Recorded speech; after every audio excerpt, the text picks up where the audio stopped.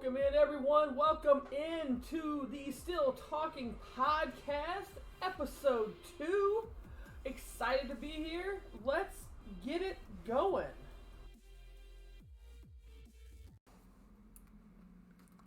Hello, hello. Jello. Jello. Ooh, I like Jello. Jello's fun. He's fun. What is up? Same. Excited. A lot of sports this week. A lot of sports action. Yeah. To say, pretty exciting stuff. I've heard we got a lot of sports. A lot of sports. A lot of sports. How you doing, Greenfly? How you feeling? Better. Good. Better. He got better. You got better. You got better, you dig, governor. No, see, we're not talking about the governor. I am the governor. Oh. But obviously, first of all, to everyone that is streaming this, everyone's chats, welcome back to the Still Talking Podcast. We are full strength this week. We are officially back to full strength for episode 2. We have got myself, Greenfly, Doorman, Jax, and Dennis. Jax, for some reason, is running late. He's muted, deafened. We don't know why. But I'm sure he's going to be there to join us anytime soon. But Dennis, Doorman, go ahead, say hello.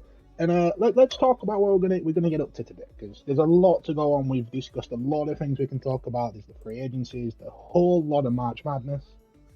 It could be a lot of fun. Well, yeah, it definitely could be a lot of fun, Greenfly. The funny part to me is that, I'm excited to hear your perspective of some of the sport ball going on.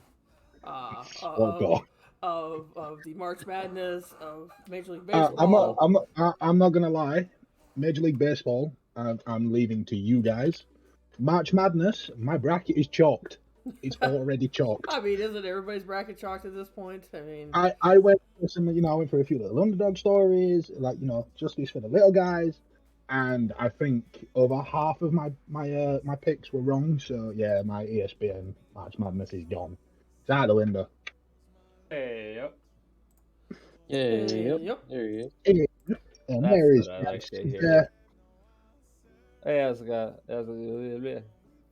Really? Well, that wasn't English or American, but try again. I mean, we'll go with that. Hey, how's it going? There we go. That's what I wanted to say. It is going well, Jax. How are you? I have tea and a cinnamon bun. How did you make your tea? There's poured. only one way to make tea. I walked up to the soda fountain, clicked the brisk lemon button, you have and poured tea. it. Yeah, Yeah, I have iced tea. Okay, all right. We'll allow it. That's not tea. It's iced tea. They're very different things. Yeah, It's all the same. It's tea. All right. No, tea is made with a kettle. Ah, yes, I agree. But Thank you. This is A also man of tea culture. with ice in it. A man of culture. You can't listen to him, no? Oh, you I can't. can if you agree. I You can if you shouldn't. agree. Tea is made with a kettle. Listen to who? Me You. or Greenfly? Either way. Both. Just be fair. Also, just before we do start, massive, just from me to you guys, massive thank you for flying the flag without me last week. I do apologise, but that wasn't well. But I have listened back, and it seemed to have gone off without a hitch. So, shout out to these three. Really? I thought it was awful. Yeah, except Yeah, for the end where Jack says, "Yeah, this was terrible. We weren't prepared. We didn't do anything." Oh yeah, but that's the point. We haven't really prepared for this week. Right. I wrote some prompts. I also haven't. Oh, there you go. I haven't looked at anything in the agenda chat, so I don't know what you guys have planned. Yeah, you cannot say the words "I'm prepared." I wrote prompts, but I didn't look at the agenda. Well, let me just add to your prompt. I believe this week the prompt would be sports. Oh, So, then I probably shouldn't have showed up. If then. you have anything on your prompts for that, then I got something me and Jax can talk about. I mean, yeah, I suppose we can try keep the sports talk as minimal as possible and sort of just jump into it. Like I found, instead, like for example, the NFL free agency, we know that that's currently taking place, and there's some big names currently in the free agency. Instead of sitting there and talking about every single member in the free agency, I thought of a nice little way we could discuss the free agency for the NFL. So I suggest we jump straight into that, and it is simply the best player in each position that is currently available on the free agency. And I was thinking we work through them, a quick chat, and maybe talk about what could be best, where we see them ending up come the end of the free agency. And it just means we're not talking about things like, for example, sports, which Jax is neither good at or knows a lot about. Hey. But it's we can tick it off. But like I said, it's just working maybe one player, the biggest or the best player at each position, and we can work through it. The list contains people like Odell Beckham Jr., Rob Gronkowski, J.C. Tretter. So there are some big names, some not so big names, and we can sort of think about where we see them ending up for the 2022 to 2023 season. Yeah, we could definitely talk about that. Actually, before we get into that, I mean, Greenfly, would you like to, I mean, we all did our introductions last week, basically about ourselves. Did I miss the intro, by the way? I mean, would you like to do the intro for us this week, Jax? Did we do an intro, or did I miss it entirely? I did do a little intro that you were deafened for, so that's on you. But also, I'm not gonna lie. I'm not gonna lie. When I said I listened to last week and you guys did great, I didn't listen to last week. I was in bed, not well. I assumed you did great. I don't know what you did for introductions, so if you guys, hold on. If you guys, let's review here. You're already lying to us. No, I was making you feel better. There is a difference. It is a nationally broadcasted podcast. It is on my YouTube. Technically, it's an internationally intergalactic broadcast. I don't know if it goes that far. I mean, somebody on the space station could be listening to this. You don't know. Multiversal, multi-dimensional.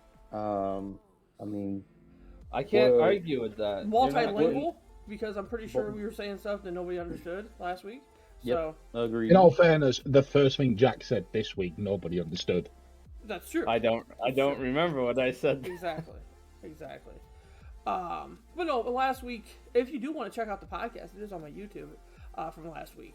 But last week, basically, we just went around and kind of described what we're into. Obviously, Dennis is into film. What's your name? Oh, Jax. That's what his name is. Nah. What's your name? Jax is into like horror movies and stuff This like that. has gone and apparently there's a bunch of genres of horror movies that I didn't know about. Of course there is. Also, I'm a lot bigger gamer than the rest of you, I found out. This is also very true. That's not true. You are a more widespread gamer. I'm because you play every game ever made, apparently. I'm very much like that. I will be honest. I'm very much like that. I play a lot of different games. But yeah, so we're going to assume that Greenfly listened to the podcast last week, even though he wasn't here, and we're going to let him go on describe himself, what makes him tick, what he likes, what he's from, and what he does. I definitely listened to last week's podcast because I'm a good crewmate. No, I didn't listen. I'm sorry. But in terms of myself, very much like Jack's, massive gamer, very much like you and Dennis, massively into sports, massive wide array of sports, for example, like football, massive ass. You know it, girl. Both transatlantic footballs, the real football, and then the American style. And then massively into cricket, rugby, stuff like that, and then. Hector, I'm going to say this now. The Cardinals have not signed OBJ. Don't lie. But yeah, I'm massively into film as well. Just recently watched a new Spider-Man film. It's officially one of the very few films on the list of films that makes me cry. Because I'm weird. I agree. Go on. Okay. But I have you. Agree that he's weird, or agree that the movie will make you cry? That he's weird. I've never seen the movie. It's a great film. It is a great film. It did make me cry, though. I'm obviously not going to say why it made me cry. No spoilers. But that's pretty much all I can think of saying. So if any of you have got any questions, either in any of our chats or you three lovely people that I didn't listen to speak to last week. Feel free to fire away and I'll answer them best I can, I guess. I guess my first question for you is, where'd you come up with your name? Without giving personal information out, of course. So that was actually because I assume in America they're more called field trips. When I was in year 7, which is a very English thing, you have your years, you have grades, you have multiple different schools. We only do 2 schools in England. Yeah. We literally don't see the point in going to 7 different schools. We only do 2. When I was in year 7, which is the first year of our secondary school system, I went to Barcelona. We only got 3. We've only got 2, so technically we're better. Okay. I'm not sure how that works, but carry on. We went to Barcelona on a school trip, and for some reason there was a lad on the school trip that kept calling me Lewis Greenfly instead of my actual surname, and it kind of just stuck. When I got my PlayStation and then my PlayStation account out, they were the people I was gonna be speaking to a lot, playing a lot of the games. We were playing a lot not Cold War, but Black Ops and stuff like that. So I kind of just went with that, and it's stuck ever since. And that will have been about 14 years ago. So okay, all right, nice. What is your favorite type of game? I'd say for me, gaming's very much like music. There's not a genre that I would say A genre. There you go. That is massively ahead things. So for example, I've pretty much just completed the single player side of the new Gran Turismo that's just dropped. Really like single player story based games such as Detroit Become Human is one of the ones that really jumps out because I think it's one of the best stories I've ever played. It's incredible. If anyone's not played, I recommend it. But also a lot of FPS games and Battle Royale, so for example, Fortnite, PUBG, a lot of Call of Duty, a lot of FIFA, Madden, stuff like that. So I play a massive wide array of games. So I wouldn't say there's a type of game that I enjoy more. As long as the game's good, I'm more than happy to sit and put all my time into it. For example, the best game I've ever played, The Last of Us Part 2. We talked about that one last week. Talk about it. It is by far the single best game I've ever played. That could have been a co-op game, for example. I think It Takes Two came out recently. A Way Out, another game where it's a story-based game that's 2-player. If The Last of Us 2 had have been co-op, but had that story and that play style, it would still be the best game I've ever played. So it doesn't matter what kind of game it is. It's more the development of characters and stuff like that in COD. The game's just got to be fun to play, which I find Vanguard really fun to play. So that it helps. Okay.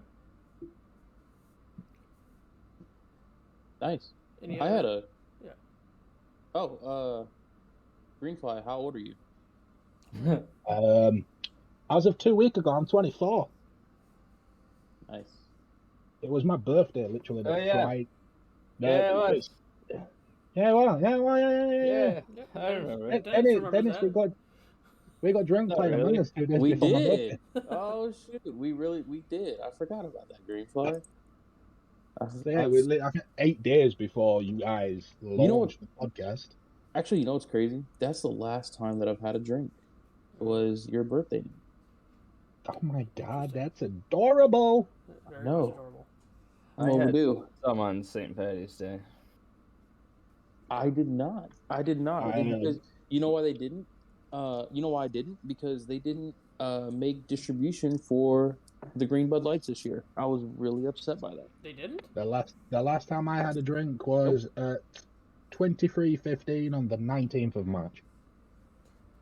Which, for anyone that doesn't know, it is currently 15 minutes past 11 in England. I was gonna say, so a few minutes ago. Is that what we're talking about? No, a few seconds ago. I said that instantly after putting my glass down. As he was drinking, right? As he was drinking? As he put the drink down. Nice. Now I know you and I have talked about sports before, and you're like a Philadelphia Eagles fan. Don't make it sound too like no, hold on. I'm an Eagles fan. There's nothing wrong with it. We might not be very good. We're not. This is a judgment-free zone right now. I'm judging. No, it's not. No, it's not. Dennis is here. It's not judgment-free zone. I am But- judging. How did you become an Eagles fan, and have you ever been to the United States? I've been in the United States a few times. So I grew up with like family out in Canada, out in Alberta. So in terms of the NBA, massive Toronto Raptors fan. Obviously, there were only really two teams to choose from when my family was growing up. It were either Toronto Raptors, Vancouver Grizzlies. Vancouver obviously relocated to Memphis. Like that, my family all picked Toronto anyway. So the first like American sports game I went to was a Raptors versus Suns game at the ACC. Okay. So massively like into that through them, kind of like football. I support Liverpool because of like my family are Liverpool fans, friends are Liverpool fans, and stuff like that. As for the Philadelphia Eagles, that is the team my elder cousin supports. So when I went to Canada for the first time and I was old enough to sort of not have to hold my parents' hands all the way around because they were scared I'd get lost, we went down to Philly to watch the Eagles versus I want to say it was the Niners. I can't remember exactly what year it was, but yeah, so massive Eagles fan. And that was also the year that Eagles lost the Super Bowl to the Pats. So it would have been around like 2004, 2005. And my dad's a massive Patriots fan, so it made it considerably more fun that I was supporting the other team, and we lost, and he mocked me senseless for about a month. So very much sort of those two teams through family ties. As for baseball, I really don't follow it. Okay. But I'd assume I'd be a Phillies fan because it's the only team I've watched play. I turned it on BT Sport. They were playing. I wanted them to win because it was the Phillies and Philadelphia. And I've not watched baseball since. I don't understand it. Okay, that's what I was going to ask you. Do you understand baseball, I guess? Kind because of, it's and kind the of difference not. of not, liking a team or not, choosing a team. But then if you don't understand the sport as much, then it's hard to even root for your own team. Yeah, I understand the fundamentals of it because we have a game in England called Rounders, which fundamentally is the same. There's 4 bases. We call them a bowler, but obviously a pitcher, batsman, and you get a point for every time you get round all 4 bases. So it works out the same as baseball for scoring. But rounders, you play until your team's out. So, for example, in baseball, you'll get 3 outs per innings. In rounders, you play 2 innings, and that innings lasts. I think you've got 10 batsmen, 10 fielders. You get 10 outs. So I'm allergic to this. So like you could go 9 outs. For example, we could be a team. You lot could get out. I could be the last man standing. I might go on and score another 7 points if I hit it far enough and get all the way around and pretty much score a home run. I step straight back up to the plate and go again until I'm out, or until I don't get all the way around because there's no one to hit for me to run off. So it's different, but fundamentally it's very the same. So I understand like the concept and part of it. It's more the more intricate rules, like the bottom of the ninth and the closing pitcher and stuff like that. I really don't get.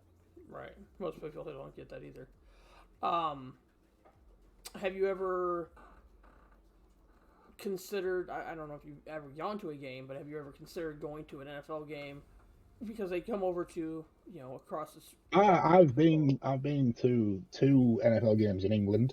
Okay. I went to the first time the Panthers came over, and I want to say the Jaguars when they came over as well. I went to those 2 at Wembley. But yeah, like I said, the first time I experienced the NFL live was Lincoln Field. Okay. Eagles v Niners. My cousin, incredible. We blow out as well for the Eagles, which was nice. Yeah, we got to the Super Bowl, so. I did experience my own team first in their own backyard, so that was pretty cool. Okay. Nice. Very interesting. All right. Well, I think if anybody has any questions for Greenfly, about his personal life. If we can ask I'm him out of about the what hot his seat. I'm out of the hot seat. I'm out of the hot seat. Yeah. yeah, get him Don't have to be thrilled find out what his credit anymore. card number is, and what 7. all 7 of them. 7. Oh, seven.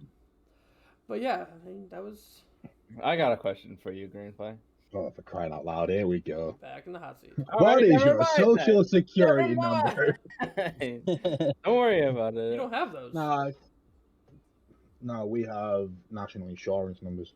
I've changed my mind. I no longer. No, want come that. on, Jax. I want to hear your question. No, I will answer not it worth honestly and fully. No, come on, it's worth it. What do you want to ask? What do you I don't want want to ask it anymore. It's fine. Here, Okay. here, tell me what it is, and I'll ask it. What were you going to ask? Don't worry about it. It's fine.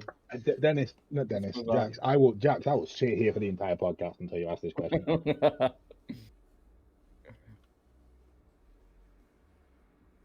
It was exciting as sitting Yeah. here for the entire Yeah, I like podcast this. would be. So,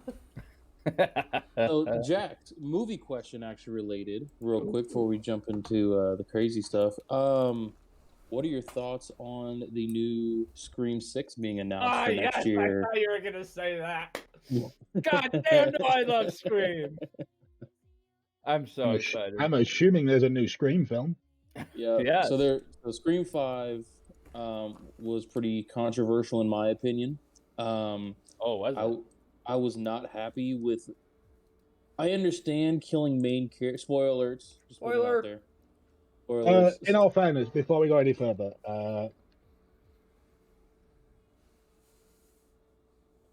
Scream 5 came out in 2022. It came out in January 2022. You've had over a year. If you've not seen it yet, it's on. This is 2022. This is 2020. How much have you had to drink? It's been out for 2 months. Yeah. What lie? I don't know why. I don't know why I said 2022, but for some reason my mind went to 2021. I don't know why. It is streaming on Paramount Plus for those who do want to go watch it. Is But it That's our first ad. Hashtag our ad. first ad. Hashtag ad. So, big spoiler alert. I understand killing a main character is sometimes important for a story, but I think they killed the wrong one. And now I suppose as long as we don't say who dies, then it still adds that little air of mystery to it. Sure. I've not really seen Scream. The closest thing I've seen to a Scream film is the scary movie. Scary movie. Thing. I'm not really a fan of horror films, but for some scary movie is not a horror film as it is. It's a comedy with It's a a parody. little bit of murder in it, so it's funny. It's parody. Yeah. So I don't know much about Scream, but I assume there's quite a few different main characters that could have been killed off when you say a main character's being killed off. Technically 3. Okay, so it's one of 3, but I'm going to assume it was Batman and go from there. I don't know. I don't watch it. I haven't seen the new Batman, to be Oh honest. yeah, has anyone seen the new Robert Pattinson Batman? I'm extremely impressed with it. Good. I've been meaning to watch it. I said I kind of prioritized the new Spider-Man. That got added onto Disney Plus recently, so I did watch that. And over there. So they don't have it on anywhere streaming here stateside yet. I'm pretty sure if it's not on Disney Plus, I don't know where I watched it. I'm not gonna lie, I only watched it like 2 days ago as well. Sounds like Sounds like a hacker to me. I'm pretty sure it's on Disney Plus. It's not over. It's not stateside over here yet. I know Sony has the streaming rights to it, so they're gonna send it where they want to first. So they're not gonna send it to Disney Plus first, though. Sadly. Apparently, it's not on Disney Plus, but I don't have access to any illegal streaming sites, so I don't know where I've watched it. Kinda. I don't know where I've watched it, but it's definitely on some that is legit and obviously streams in the UK. I'd be able to sort of figure it out because I don't subscribe to too much. But okay. Last week we talked about allegedlys as well, so it's okay, man. Talk about what? We talked about allegedlys. Allegedly? I really would. Come on, drop some allegedlys from last week, please. There's no such thing as illegal. Allegedly, if something happened. Allegedly, if something were to happen. Yeah, allegedly. If you were watching something that was pirated. You know. Allegedly. Exactly. Allegedly. All right, yeah, cool. I mean, I allegedly might have watched it illegally, but I don't think so. So we'll go from there. If I don't think said, it was. What's up, Yeti? I watched something illegally, you have no proof that what I said is real. Well, the issue is, Therefore, it can't be held against me. In my case, there's circumstantial evidence because I said I watched it on Disney Plus. It's not on Disney Plus. If we went to court and they were like, "What service did you watch it on?" Disney Plus. No, you didn't. Shut up. Kind of thing. And you're going to jail. Anyways. And you're going to jail. Yeah. I don't think that's sufficient evidence.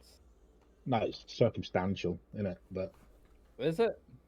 Yeah, because if I lie and say I watch it on Disney Plus and it's not on Disney Plus, it's circumstantial evidence. Plus, I thought I watched it on Disney Plus. It turns out I didn't. Well, then it was an honest accident, right? It was an honest accident. I don't know what I watched it on. Can't remember.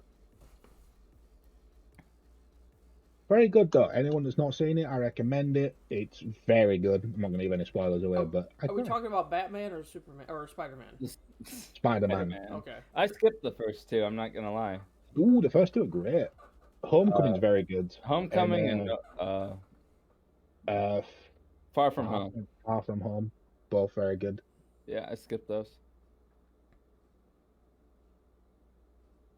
Like I like superhero movies. It's just I can't sit through all of them. There's too many. It's tier 3, Hector. You've never done the Marvel movie marathon. It takes 37 and a half hours. I've done it like 4 times. I've done it like 4 times. Through just Avengers. I can't go through all the shitty Thors and Iron Man. I've watched you watch your mouth about Thor, sir. Okay. Thor's incredible. Thor's incredible. I didn't enjoy the first two. I only liked Ragnarok. I'm gonna be honest. No, is it a Dark World? Dark World's terrible. I don't remember. I really like. I liked him. I liked him. But no, I think the MCU. I've watched it in order of release, in order of the chronological timeline. I watched it as a marathon quite a few times. It's possibly the greatest film franchise of all time. I hadn't seen Age of Ultron until after Endgame came out. For someone that likes films, you're very questionable when it comes to films. What's happening? Quick question before we do move on to sports, as people that do watch films, Marvel or DC? Well, if it's a cinematic universe, obviously it's Marvel. But DC, if it's the animated version, No, DC with the DC universe that has I think it's either the Zack Snyder. Oh, the DC cinematic universe. Yeah, so the two cinematic universes. It's got to be Marvel. It's got to be Marvel. There's no way. It's Marvel, and it's not even close. Yeah, it's not even close. What's happening, Yeti, is that we have a podcast. And if you think otherwise, so this is just us still talking podcast. If you have any questions, or feel free to jump into the conversation. I think DC is starting to get better, though. Have you guys seen the new Suicide Squad? I haven't. Yes. I've heard it picked up a lot after that. After the first one. I don't know too much about movies, so I kind of stay out of these type of conversations. I'm so sorry. Feel free to have any questions in chat. Yeah, or I've heard after they did the sort of Snyder Cut release of the Justice League, it picked up because they sort of proved that's what the fans want. So it went more to watchable for the fans. I saw Justice League once, and I can't sit through that again. So, question, bringing it to sports as well, Doman. Question for you, sir. Dalton. What current athlete would you want to see in a superhero movie, or who do you think would be a good fit for a superhero movie from the sports world? That's a good question. Or even anybody in the chat, if they have a good idea. My thought immediately is Aaron Donald For those who don't know, the defensive lineman for the LA Rams. He's about 6 foot tall, about 275 pounds of pure human muscle. I think he should be casted in the Fantastic Four as the Rock guy. The Thing. The Thing, yep. I wanted to say The Thing, and I'm like, I don't think that's right. But now that I know it is right. Yes. Aaron Donald as The Thing. Speaking of Fantastic Four, and you mentioning the LA Rams, I think personality-wise, obviously it'd be a lot more scripted and stuff like that, so probably pander to him a little bit. Based purely on like the look, I won't mind someone like Cooper Kupp as the Torch. Human Torch, yeah. Yeah. I think he's a redhead. Isn't he not a redhead too? He's blonde, I think, is Kupp. Yeah, he's blonde. He's blonde. No. Yeah. Blonde, okay. Wait. I wouldn't mind him as the... Yeah, I wouldn't mind him as the Human Torch. I think he'd be a perfect replacement for someone like Chris Evans. Although, if I'm not mistaken, it has been leaked that obviously they're bringing out a new Fantastic Four for the MCU. That's been confirmed. Third time's the charm. I'm pretty sure it's been leaked that Chris Evans is returning to the role of the Human Torch. So he's back in the MCU, just not as Captain America. And I'm not gonna lie, I don't know how I feel about it. I don't really hate that. Yeah, I don't know how I feel about it. In that world, he's Cap in it. He's not. It wouldn't be the first time an actor's played two roles in a Marvel Cinematic Universe, because the guy who plays Thanos also plays what's his name in Deadpool? Yeah, what's his name? Cable. Yeah. Yep. No, I get that, but Josh Brolin, Yeah, but to be fair, Thanos is heavily CGI'd. Yeah, there is that, but also Cable's only in one film, and if you think about it, yeah, he's a big part of the film and the film story. But if you're watching it, you're only really paying attention to Deadpool and the X-Force. I don't think that's fair to say. I do. Fair. You watch Deadpool for the stupid comedy that Ryan Reynolds provides. Obviously, the X-Force with Sugar Bear and stuff like that made it obviously a comical value and stuff like that. Deadpool's a comedy of a hero film, and obviously he did a great job as Thanos, and as you say, it's massively CGI'd. I think for Chris Evans, the fact that he's done 3 Captain America films, 4 Avengers films, however many appearances he's done in other films as Captain America as well, and they went through the whole thing of giving the shield to Falcon and stuff like that. I think seeing him just come back as someone completely different, it just feels so weird because of the amount of work he did as Captain America. Like I said, Cable is in one film. I don't think you notice it all that much, especially as you say with the CGI. I think Captain America is too prominent to have the same guy just go and play another sort of starring role in a film. I agree. Yeah, I think him being there, plus also Human Torch comically is not as ripped as Captain America, so is he going to be dropping back down in weight? So I mean, Cooper Kupp's athletic, but he's not shredded, is he? I don't know. He is a Super Bowl MVP, though, so he's got that going for him. Too. Less serious than Captain America.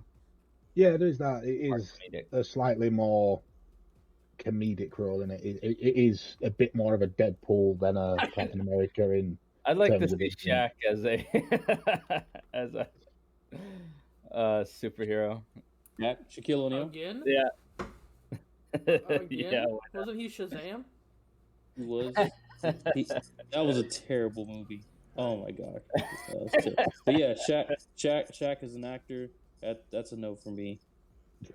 Not even just literally don't add anything to him. Just make him green and put him as Hulk. He's about the same size. I don't even want Shaq to cameo in a movie as Shaq. Speaking of Shaq cameoing as Shaq, has anyone seen the what's he called? I can't think of his name. There's a film come out where an actor plays himself, but is a disgraced actor. But it's himself, and he's trying to revitalize his career. I can't think of what it's called. The Nicolas Cage movie? That's the one. Yeah, the new Nick Cage film. Yep. That looks hilarious. Oh, Nicolas Cage has been coming out with some absolutely amazing movies the past couple of years. Nick Cage is Nick Said Cage, no but one Nick ever. Cage is worthless. Excuse Sounds me? incredible. That's the film, innit? It's Nick Cage as Nick Cage, but in the film, Nick Cage is just worthless. Is that what it's called? I don't know. I think it is called Nick Cage.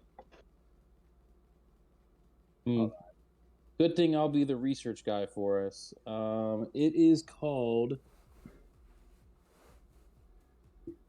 It's not on IMDb. That's weird.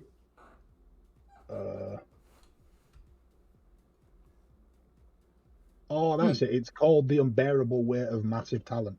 Nicolas Cage is Nick Cage. Oh yeah, there it is. It's by Lionsgate as well, so it's bound to be somewhat decent.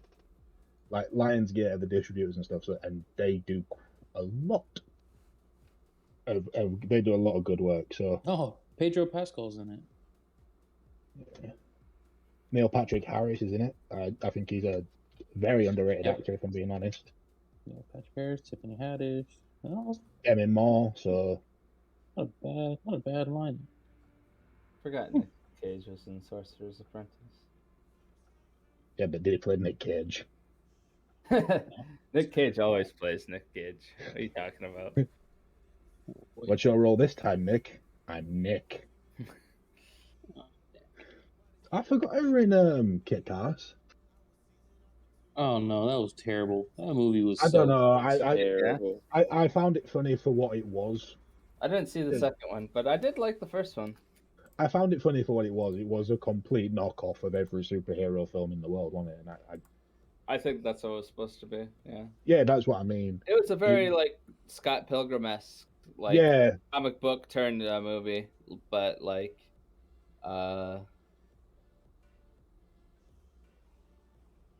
yeah. Very Scott Yeah. On that note, to bring Doman back in the convo a little bit here. Doman. Hi there. I forgot Doman was here. Yeah, I'm just listening, watching some basketball. That's going to be me when we go to baseball talk. I'm just going to be sat there like that. Shifting during over any sports talk. Shifting over real quick. What is, and anyone can answer, what is your biggest surprise in NFL free agency so far? NFL talk. The real football league. NFL. My biggest surprise. Yep, the biggest surprise signing. Or move. There's a pretty surprising move. I mean, do you go with the most recent one? With Juju signing with Kansas City. That's pretty shocking. I'm a big fan of that as a Kansas City Chiefs fan. I'm pretty excited about that one. Yeah. I'm actually going with Deshaun Watson to the Browns. Yeah, that's what I was going to say. That's especially how it went down. Yeah. You know, where it came out that he had turned them down, and then all of a sudden he's back, and then he's. Well, I live in the area of the Browns, so I hear a lot of chatter both ways. The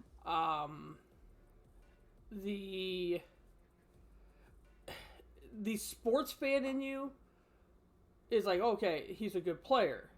The person in you, however, is like, that's the issue. I believe the lawsuit, the outstanding lawsuits is. Well, I will read it's at 22 currently. Yeah. That's a lot of off-field baggage you're getting with it.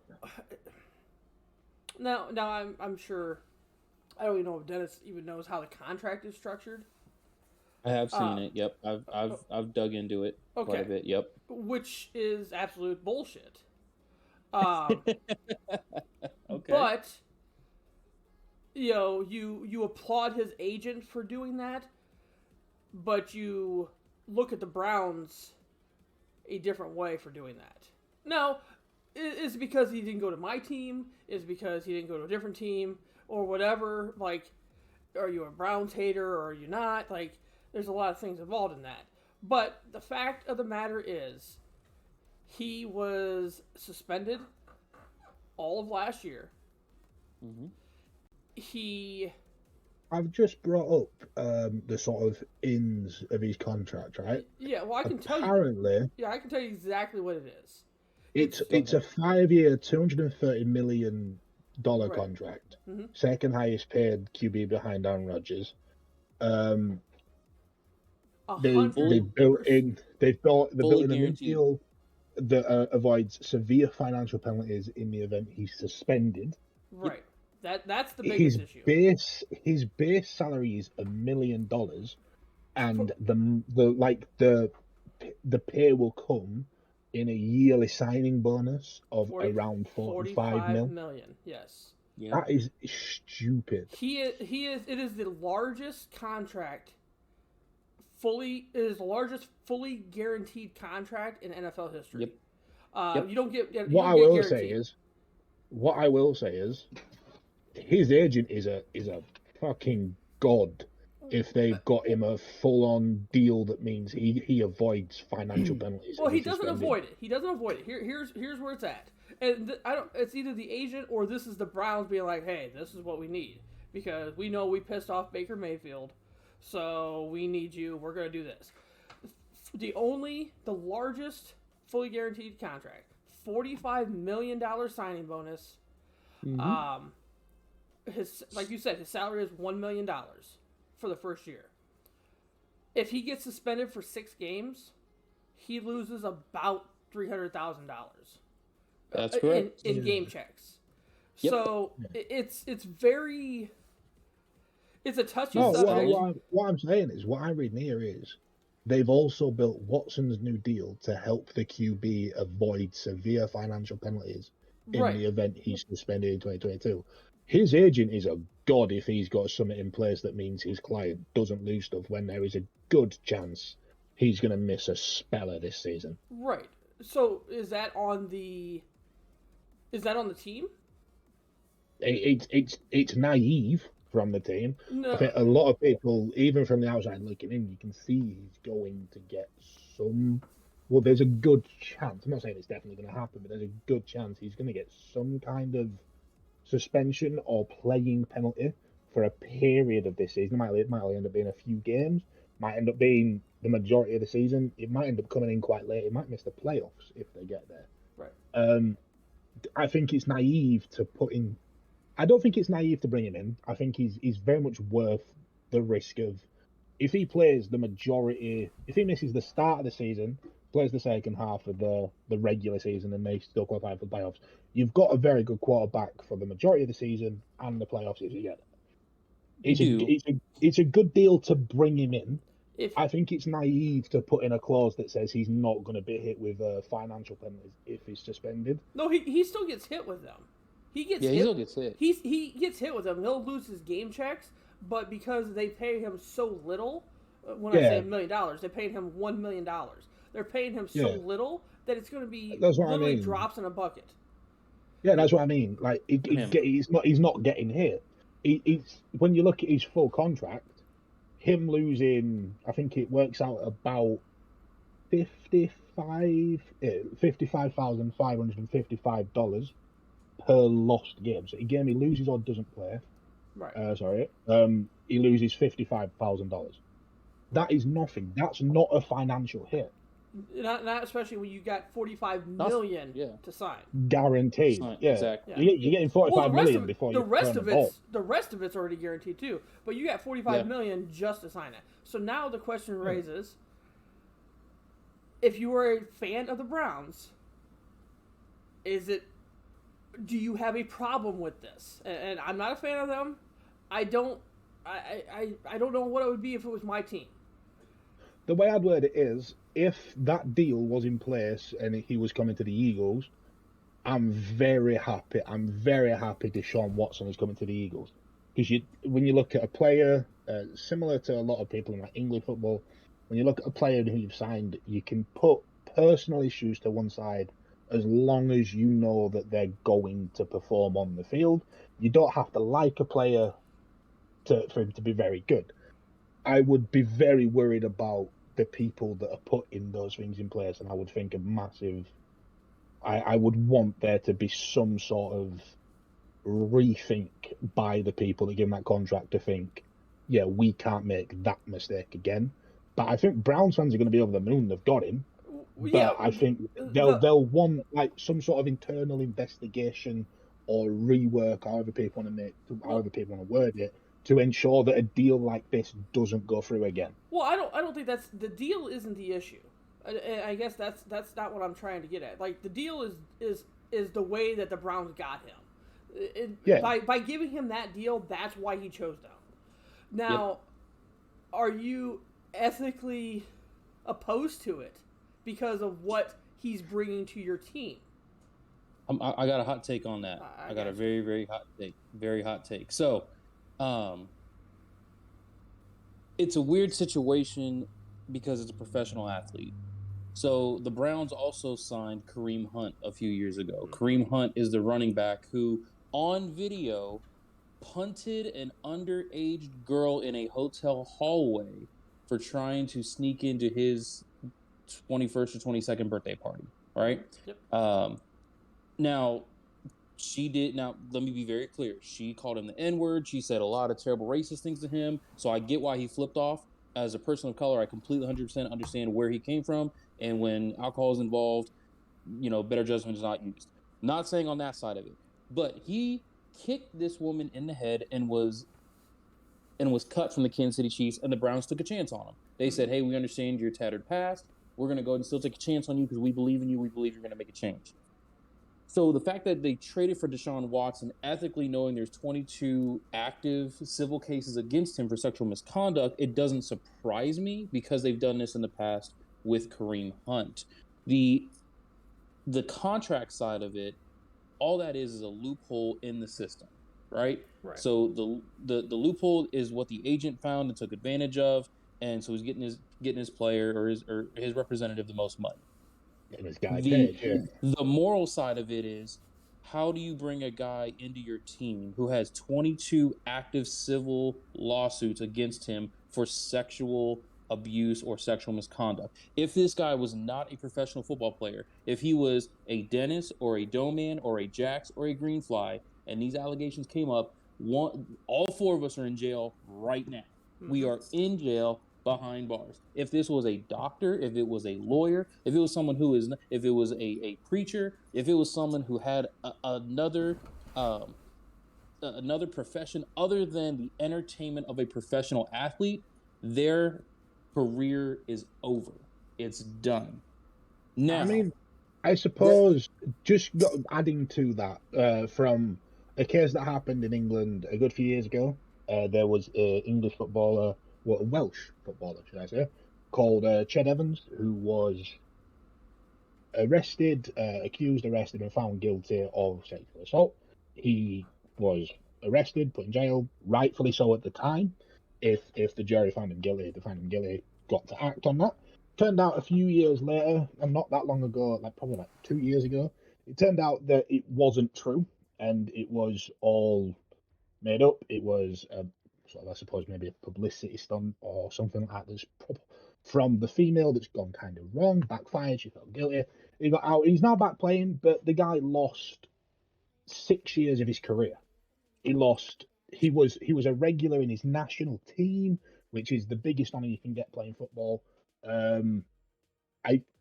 So he took financial hits, he lost sponsorships, he lost teammates turned on him, and a lot of it was at the time, from the outside looking in, rightfully so, because he was found guilty. You have to act upon the finding of a jury. Everyone knows that. But it turned out probably 2 years ago that it wasn't true. He was released. He's now back playing in a good level as well. He's back playing at a good level, scoring goals. He's quite good, still quite good.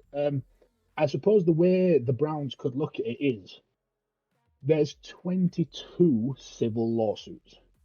This guy hasn't been found guilty. And in the world we live in, a lot of people live by the mantra of innocent until proven guilty. I think the contract itself, and I've said it in it, is a massive mistake, because those 22 civil lawsuits, if all 22 of them get found guilty, that could be his career over, but he's got 5 years of a very good payout from the Browns. Yep. So here's my take on that, right? And it's actually a quote from a movie. So I'll bring Jax back in on this as well. I don't know if you know the movie, Jax, but there's a quote in the movie that says, "My father once told me, if someone calls you a horse, punch him in the face. If a second person calls you a horse, then you slap him in the face. But if a third person calls you a horse, time to go buy a saddle." 22 women. I get the fame. I get the heat he gets as an athlete. But you're telling me 22 women are lying? No. I think, I'm sorry. like you said, I can't. You brought in a movie quote. I think the perfect quote to sum up what you've just said, and I fully agree, I'm not going against you in any way. I think the perfect quote and the perfect way to wrap that up is exactly what Chris Rock said when the whole MJ thing came out. And obviously, it's not been proven whether he did or didn't do anything illegal with certain people. So I'm not going to delve into that. But he said the first kid, or like in this situation, the first female that came out, you can look at it and address it in a certain way. When more people come out, lightning tends not to strike once in these situations. It doesn't strike second, third, fourth, all the way up to 22 times. I don't think 20, unless this is a coordinated personal attack on the guy, which is highly unlikely, there's not 22 different people coming out and saying that without there being a hint of something to it. Yeah, for me personally, no, I would not want this. The allegations aside, he's a top 5 quarterback. Yeah, on the field. With the baggage, I wouldn't want him on my team. I wouldn't want my team to touch him with a 10-foot pole. I personally wouldn't want the Eagles to go and sign him, but if the Eagles did, I would be able to watch and admire him as a player and be happy that he's on my team as a player, because you said top 5 quarterback is very good. Off the pitch, I wouldn't be able to sit there and say I like him as a person or anything like that. I wouldn't be able to say that without thinking back to the stories that surround him. So I wouldn't want him to sign for my team. But if he did, I suppose you are getting a very good quarterback. So there is something to smile about, albeit very little in this situation. Yeah, it's a PR nightmare. Oh yeah, it's a PR nightmare for the team, and to put yourself into that nightmare. Yeah, they did it themselves. That's what I mean. It's a horrible contract because there's no way out of it for them. Well, no, I'm not talking. Like, it's not the contract. Like, take the contract off the table for a minute. The fact that you wanted to bring him in, that's a PR nightmare for your team. Oh, yeah. Now you add in that you did everything that you possibly could to change his mind to come here now. Now you bring in the contract. So the first part of it is it's a PR nightmare to even bring him into your organization. Now you take that and you multiply it by 10 because now you've helped him. Yep. Skirt around the issues. Yeah. And if he does get found guilty, I mean, and again, if he's innocent on all 22, if all these civil suits if he's go innocent, to court, then he is found innocent, I will take back what I just said. Oh yeah, obviously we hope he's innocent for obvious reasons. Well, we hope he's innocent. The only reason that they're doing this now is the grand jury decided they were not going to pursue it. So now it's a civil case. There's civil cases now. It's just on a civil level. Yep, exactly. So one thing I don't know about this is purely because of the fact that I'm not an American person, so I'm not 100% sure. Civil, is it true that you can't go to prison on the back of a civil case? It can only result in fines and stuff. It's money. I think civil is money. It's like settlement. Civil is money. Yeah. It's the OJ thing. He allegedly won his trial, but he lost his civil cases, so he had to, pay a lot of money. And that's what is probably going to happen here with Deshaun. But we're not even talking. This is Jax? Yes, I do. This is in the private sector, obviously. So, we're not even talking about that. Yeah, Crazy had a good thing there. Jax, what's your opinion on this? And I know you don't know football, but what, like... I suppose that's actually the perfect take, outside looking in. You understand football. You understand the concept of it. Uh-huh. You've heard what we said about him. Hopefully you've been listening. Sure. This is the equivalent of me listening to episode 1. Pretty much, yeah.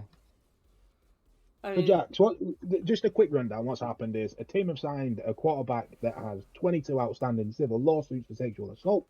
They're paying him a shed load of money, and they've signed him on a contract that they worked in a very roundabout way to persuade him to come to them.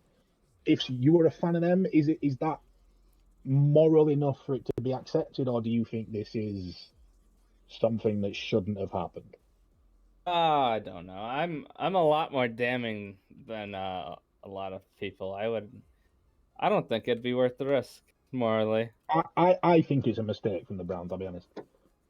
I mean, and how football works, at least around here, there's teams that can get away with that. Which is awful. Well, and I don't mean get away with it. Well, I guess let me clarify what I mean by get away with it. There's teams that have cultures around their team that can bring in troubled players. And it's not a huge PR nightmare. The Browns are not one of those teams. The Raiders are not one of those teams. Like, there's certain teams that have a stigma around them. Yeah. So so the Browns are not one of them. So for them to actively and openly go and, like I said, it's two different PR nightmares. It's one that you brought him in. Okay, so there's people going to be like, well, okay, he's got this. Now, the second part is you have this contract. Okay, now not only did you bring him in, but you have basically been shady to allow him to come here. Like, it's a whole big situation. And we're talking about multi-millionaires. We're not talking about they just signed this guy for, $100,000. Practice squad. Yeah, we're talking that this guy is the highest contract ever in the NFL.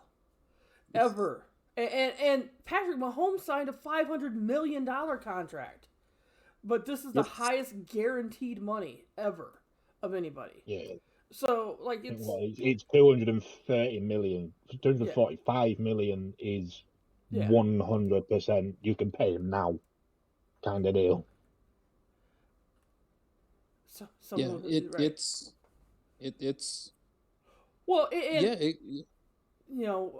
Save this conversation for 5 months from now to find out if he gets suspended or how much he gets suspended. They're anticipating him getting suspended for 6 games. And I'll tell you what, that's I think the perfect thing that I would say look at this is address it after the Super Bowl, because as me and Dennis said, if that suspension comes in quick and he's suspended for the first 6 weeks, he gets a lot of football after that, and he is a top 5 quarterback in the NFL right now. He could still make a push for the playoffs, and if the Browns strengthen around him with a little bit more morality, I hope, they could definitely find him in a Super Bowl if they strengthen around him well. He is a Super Bowl winning caliber quarterback. If they win the Super Bowl on the back of his arm, then okay, we can look at it and we can say that it was the wrong decision morally. It was something that should never have been allowed to happen, or the way they did it shouldn't have been allowed to happen. But if they win the Super Bowl off the back of his arm, no one can sit there and say the Browns made a mistake. It's a stroke of genius if he wins them the Super Bowl, because what they've done is they've brought in a player that they know they can work around for 6 games if he gets suspended for 6 games. Right. They just have to hope that suspension comes either very early or for the first 6 or the last 6 games, so that he has the big chunk of the season to put them in playoff contention. Right. No, I mean, I agree. And I don't want to spend too much time talking about this. I was going to say, Well, one player, but I mean, it's just moving on from the Deshaun incident or deal. What I was saying earlier is what I found is a lovely little headline from CBS, and it is the top-rated player in every position. Not every position, but like, so for example, quarterback, running back, offensive line, defensive line, and stuff like that. That is still available right now in the free agency. And I thought it'd be cool, instead of going through, and obviously we just spoke about Deshaun and his trade and his contract and stuff like that. So instead of going in and talking about every player in that vein, we can sort of fly through a few of these and make it as painless as possible for Jax, who isn't a very sporty person. So the quarterback that they've got listed is, and I'm going to absolutely butcher his first name, I do apologise, but is Jameis Winston from the Saints. What do we think is going to happen with Winston? For me personally, I think he stays in New Orleans. Yeah, Jameis Winston will probably, after this whole thing, will probably end up staying in New Orleans. I think he should go to the Colts. Are you a Colts fan? Nope, I'm not a Colts fan. I am. I think the Colts struck out on the Deshaun Watson thing. I don't think they should trade for Baker Mayfield. I think go with Jameis Winston on a prove-it deal as a bridge guy. Because here's the thing. The Colts are a very good team. Top 5 defense.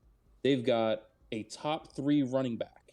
They've got a top 10 wide receiver, if not top 15, in Michael Pittman. You need a good quarterback who can throw the ball, who's not afraid to throw the ball. Jameis Winston's that guy. That's why I think the Colts should go get. Okay. Now, would you like me to tell you why you're wrong? I'm ready. Okay. I am a Colts fan. So what we don't need is somebody that can throw the ball as a quarterback. We needed Carson Wentz because... Don't man, believe me, as an Eagle fan, you do not need Carson Wentz. We needed Carson Wentz to do what he should do. What we didn't need him to do was do what he does at least once or twice a game, where he decides he's going to throw a ball left-handed, underneath, whatever.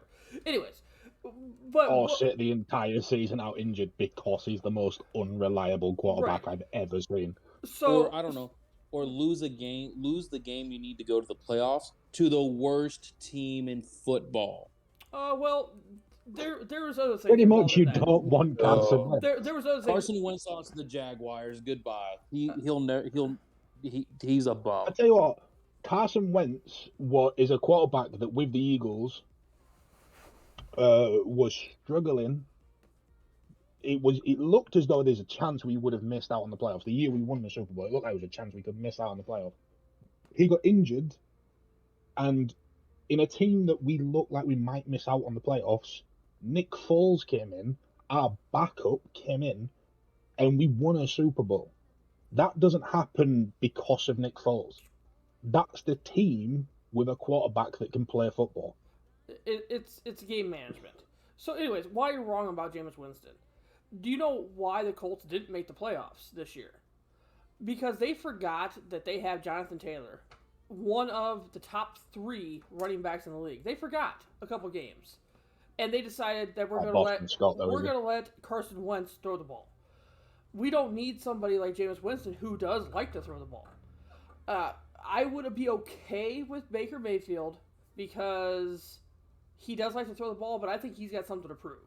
And a guy with a chip on his shoulder after what the Browns did to him, no, I think he can come in. Mm-mm. Now, ideally, I would have liked Deshaun Watson to get traded to Atlanta, because then the Colts already had a deal in place to get Matt Ryan. For Matt Ryan. Yes, I would have loved that. So, obviously, that's not going to happen. They're not going to get rid of him now. So, I would take Baker Mayfield, because I think the change of culture out of, once again, we talked about the culture in Cleveland, the change of culture to a better franchise would help him. We either take him or we take another game manager and Jimmy Garoppolo. Jameis Winston is not the answer. I was gonna say either Jameis or Jimmy G for Indianapolis. Right. Jameis or Jimmy G. Not Baker. I'm not a Baker fan. I believe Baker Mayfield is extremely overrated. Extremely overrated. He has absolutely zero, as they say it on Sports Talk Radio all the time, he has zero clutch gene. This guy is absolutely terrible in the fourth quarter of games. I wouldn't trust Baker Mayfield to pass a secret to the person sitting next to him at the dinner table. He is that unclutch. Yeah. You can't put him in situations that they put him into last year. Zero ice. Because you're talking about. No, I was talking about. Hold on. He has negative ice. I was talking about Jonathan Taylor being one of the top 3 running backs in the league. You know who else has a top 3 running back? The Browns. Yeah, they have two of them. Yeah, they have 2. And what did they do? What did they do? They kept having Baker throw the ball, try to force feed it to OBJ. Just run the damn ball. Like if they run Chubb, then you make him a game manager. So if he comes in, he becomes a game manager. He doesn't have to beat you. He just has to manage the game. And if he can do that for us, like I said, I think a chip on his shoulder makes that possible that he can do it for the Colts. I don't have a problem with it. Once again, I don't know. I don't want Jameis. I think Jameis is a wild card, and there's a reason why he led the league in interceptions when he was in Tampa Bay. There's a reason. He did. He led the league in interceptions, but he also led the league in passing yards. There's a reason, though. He did. Because he just threw the ball like, somebody's open down there. We'll just go throw it down there. So I would like Matt Ryan, but that's not happening. For the Colts, Jimmy G or Baker. So, I mean... Yeah, I can safely say that I think next year our quarterback's going to be perfectly fine. I think he's had his year where he experiences the NFL, well, that bit part playing the NFL. He's had his year where he now gets up to speed and he has that. You can look at it and say he's still kind of a rookie. He's up to speed. I think, I can't speak, Jalen Hurts, he's going to be he's going to be a player to watch next year for the Eagles. You're in the worst division in the NFL, so anyone could win that division. And the freaking Giants could win that division next year. But when we go on to win the Super Bowl, you're going to look stupid. No, not happening. But again, clearing up, just as crazy, I don't think the Browns are going to win the Super Bowl. I also don't think the Eagles are going to win the Super Bowl, okay? But moving on, so the next position is running back. The website has Cordarrelle Patterson, but it does say, if you consider him as more of a pass catcher, which I personally do, an honourable mention is Leonard Fournette of the Bucks, currently available on the free agency. So I personally think, as a more out-and-out running back, we use Fournette. Where do we see Fournette being next season? Probably back with the Bucks, especially since Tom Brady's back. I think that's where he found a really good niche. Yeah. And just on the same note as that, one that is pretty much already wrapped up is at tight end is Rob Gronkowski. The fact that Brady's back, I think, almost guarantees that Gronk's going back to Tampa. Agreed. If not Tampa, I think Fournette would actually be a really, really, really good complementary piece to head up to Seattle, because they don't really have a running back. Yeah. They need to kind of restart their whole rebuild franchise thing, and he doesn't have a lot of miles on him yet. So I think they're a couple of years out from being like real contenders. So he could be a real piece to that sort of project over there if that happens. I agree with that. I personally see him staying in the Bucks. I don't see a reason why he'd leave. They've got a seasoned winner coming back. Not only that can throw the ball, but he's a very, very good play caller as well at QB. I think we saw it over last season as well. Fournette is actually very, very good in that Bucks lineup for the majority. He obviously has moments where he's not the best, but he plays a lot. He plays very well for the majority of that season, and I think a lot of that is down to having seasoned players like Brady, like Gronk, sort of in that camp helping him through. As you say, he's not got a lot of miles. Players like that never hurt for someone that doesn't have a lot of miles. Yep, I agree. All right, I'm back. Leonard Fournette, yeah, I don't think he's going back to Tampa Bay. Where do you see him now? I mean, Seattle was actually not a bad choice. I mean, he's going to be hoping for a payday. He came back last year just because everybody else was coming back. He was the last one to sign to come back. Of all 22 starters that came back, he was the last one to sign. I don't care that Brady's back. There's other people that are going to be leaving, other people coming in. I don't. He's going to want a payday. I mean, he was in Jacksonville for a while. He went there. He's going to want a payday. And even now, it's not even about, you're saying Seattle to go to be, I'm assuming the number one. They got Carson out there, I think. But he could go somewhere like a Chargers and just be an addition to Austin Eckler. He can go to another team that has a running back and just kind of be an addition to that team. As a Kansas City Chiefs fan, I do not want any more AFC West teams to sign really good players. Well, I was actually going to say the Raiders also, as an addition to Josh Jacobs. Like, somebody that can spend money and just go out there. So I don't think he goes back to Tampa Bay. I don't know where he goes, but I don't think he goes back to Tampa Bay. Yep. I wouldn't be surprised if he did. I wouldn't be surprised if he didn't. I don't think there's any sort of standout option for him at the minute. Well, he's not even Zeke. Ezekiel Elliott. He's not even the guy. Like, they have Tony Pollard. Like, there's not a lot of teams anymore that just run with the one running back. Even like the Giants with Saquon Barkley, they're talking about trading him. So, like, there's not a team. So you could even pencil Fournette, somebody that's going to pay him. Maybe somebody like the Cardinals. They just they got rid of Chase Edmonds. They just signed James Conner, but James Conner's been hurt. So I think it's. I don't hate the Cards as a shout.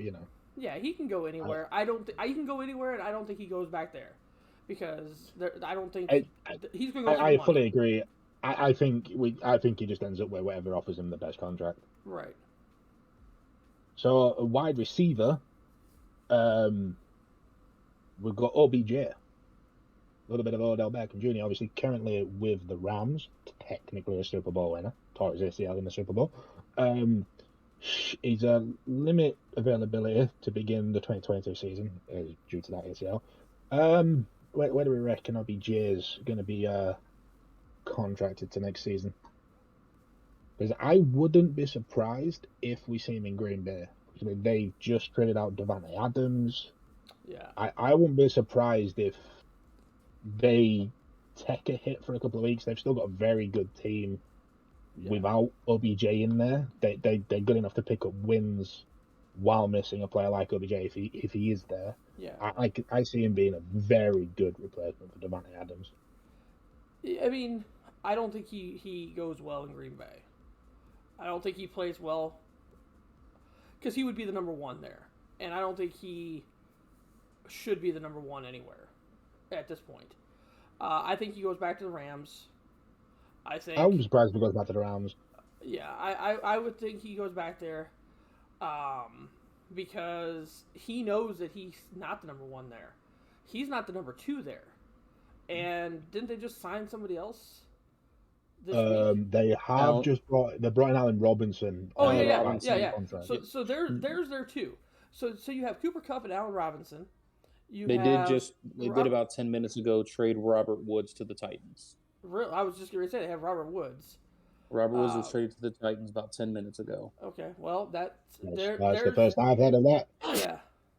There's the still talking breaking news for the week. This is why I don't have ESPN open here. So that solidifies it even more. I think he stays in LA because Robert Woods was going to be like the number 3, and then he would kind of be like the 4 and try to figure out who's going to be healthy and stuff like that. They do have Van Jefferson, stuff like that. So without Robert Woods, now they're heavy 1-2. Now you have Odell Beckham as a 3 and Van Jefferson as a 4. I think it's a good fit. I think it works for them. I agree. I think that's the perfect fit for him is stay in LA. Yeah. And if he doesn't go there, then he has to go someplace in the AFC West. I think that's pretty much because that's where everybody else goes. Pretty much, yeah. Now, I don't think he is. I know he's on your list as the number one, but I'm interested to see where this guy goes and how a team uses him. And that's. Are you going to say who I think you're going to say? Julio Jones. Julio Jones. Yeah, Yes, sir. Like, I think he still has time. I'm not left. gonna lie. I think the reason OBJ is listed as the number one is the name over the. Well, he's Julio. younger. He's younger than Julio. Ooh. Healthy Julio or healthy OBJ? Who are you taking? In their prime or yeah. now? Both prime and now. If you give me both in their prime, hands down, it's Julio Jones. Yeah, he was unguardable. I think both healthy even right now. I still take Julio. Yeah, well, No, I would probably both healthy. If they were both fully fit today, and I could sign one, I'd take OBJ.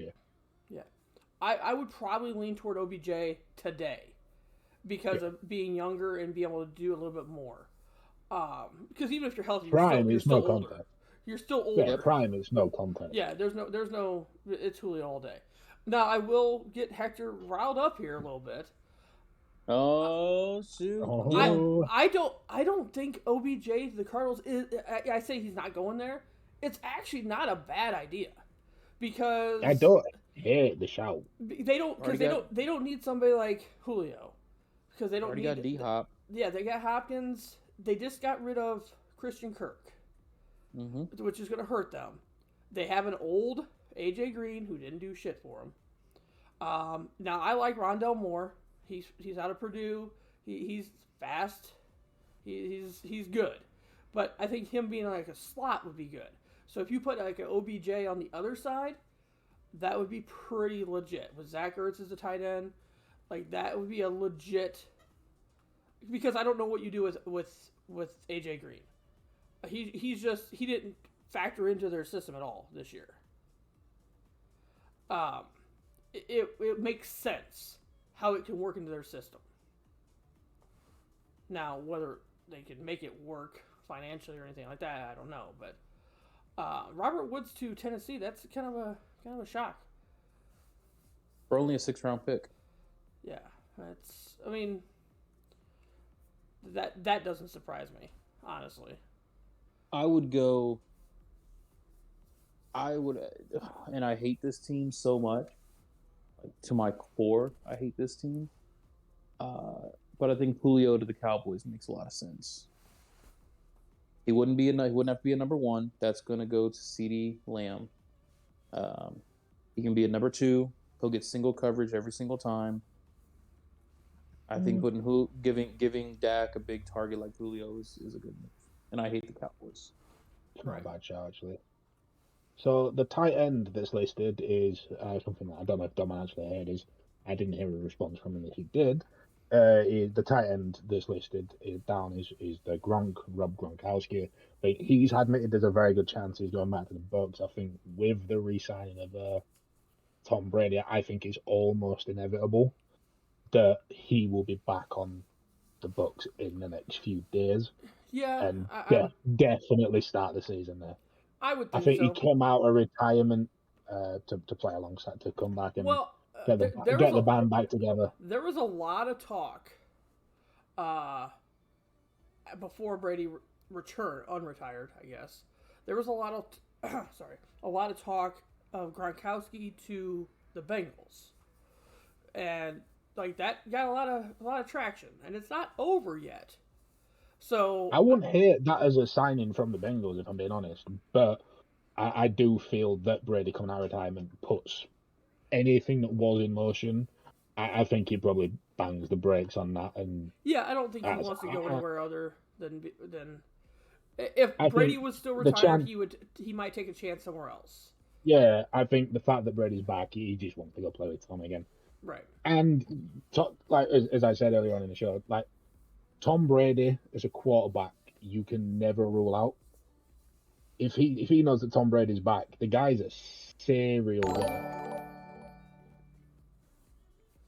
So I don't think they'll win it, but with Tom Brady there, you can't rule out the possibility of the Bucks being in a Super Bowl. True. What's up, Badlands? Welcome back. And obviously, if there's another ring for Gronk, then it makes sense for him to stay and take that chance. Thank you for following Adex Martin. I appreciate that. Welcome to the Donuts. Yeah, no, in the NFC, I think now it's only Rams and Bucks. I don't know if I can make a case for any other team. You don't count out Aaron Rodgers? He doesn't have Devontae Adams. You don't count out Aaron Rodgers ever. No, especially in that division. Yeah, I'm counting out Aaron Rodgers. Here's why I count out Aaron Rodgers. With all due respect to the reigning two-time regular season conference MVP, I emphasize regular season. Because in the playoffs, he is below average. He is as unclutch as your boy Baker Mayfield, as a matter of fact. Aaron Rodgers in the playoffs is trash. Said what I said. I mean, I don't. The floor is yours. And also, all I'm saying is the fact that you've mentioned the NFC and you've not put the Eagles there is sacrilege. Yeah. Well, I mean, you got to put the Cowboys there first before you do the Eagles. But the NFC North is easy to win because the Bears are going to be down, the Lions are always down, and the Vikings just don't know who they are. They're a 9-8 team every year. So you get in the playoffs. You're in the playoff hunt every year. You're in the playoffs with the Packers. So it's really, if you can get hot, a couple games. I think the way that the 49ers went to Lambeau Field and beat the Packers this last season kind of just showed everybody that Lambeau Field doesn't have that fear factor on the road anymore that it may have held previously. Because it's just, you can't trust Aaron Rodgers to get it done in the playoffs. And even with home field advantage for them, I don't think he's going to get done. And he doesn't have arguably the best receiver in football anymore in Devontae Adams. Quick, off the top of your head, give me his top 3 wide receivers right now. Couldn't tell you. Thank you, Jack. My point exactly. Allen Lazard would be probably number 1 right now. Nope, Allen Lazard is not under contract. Okay, then he won't be his number 1.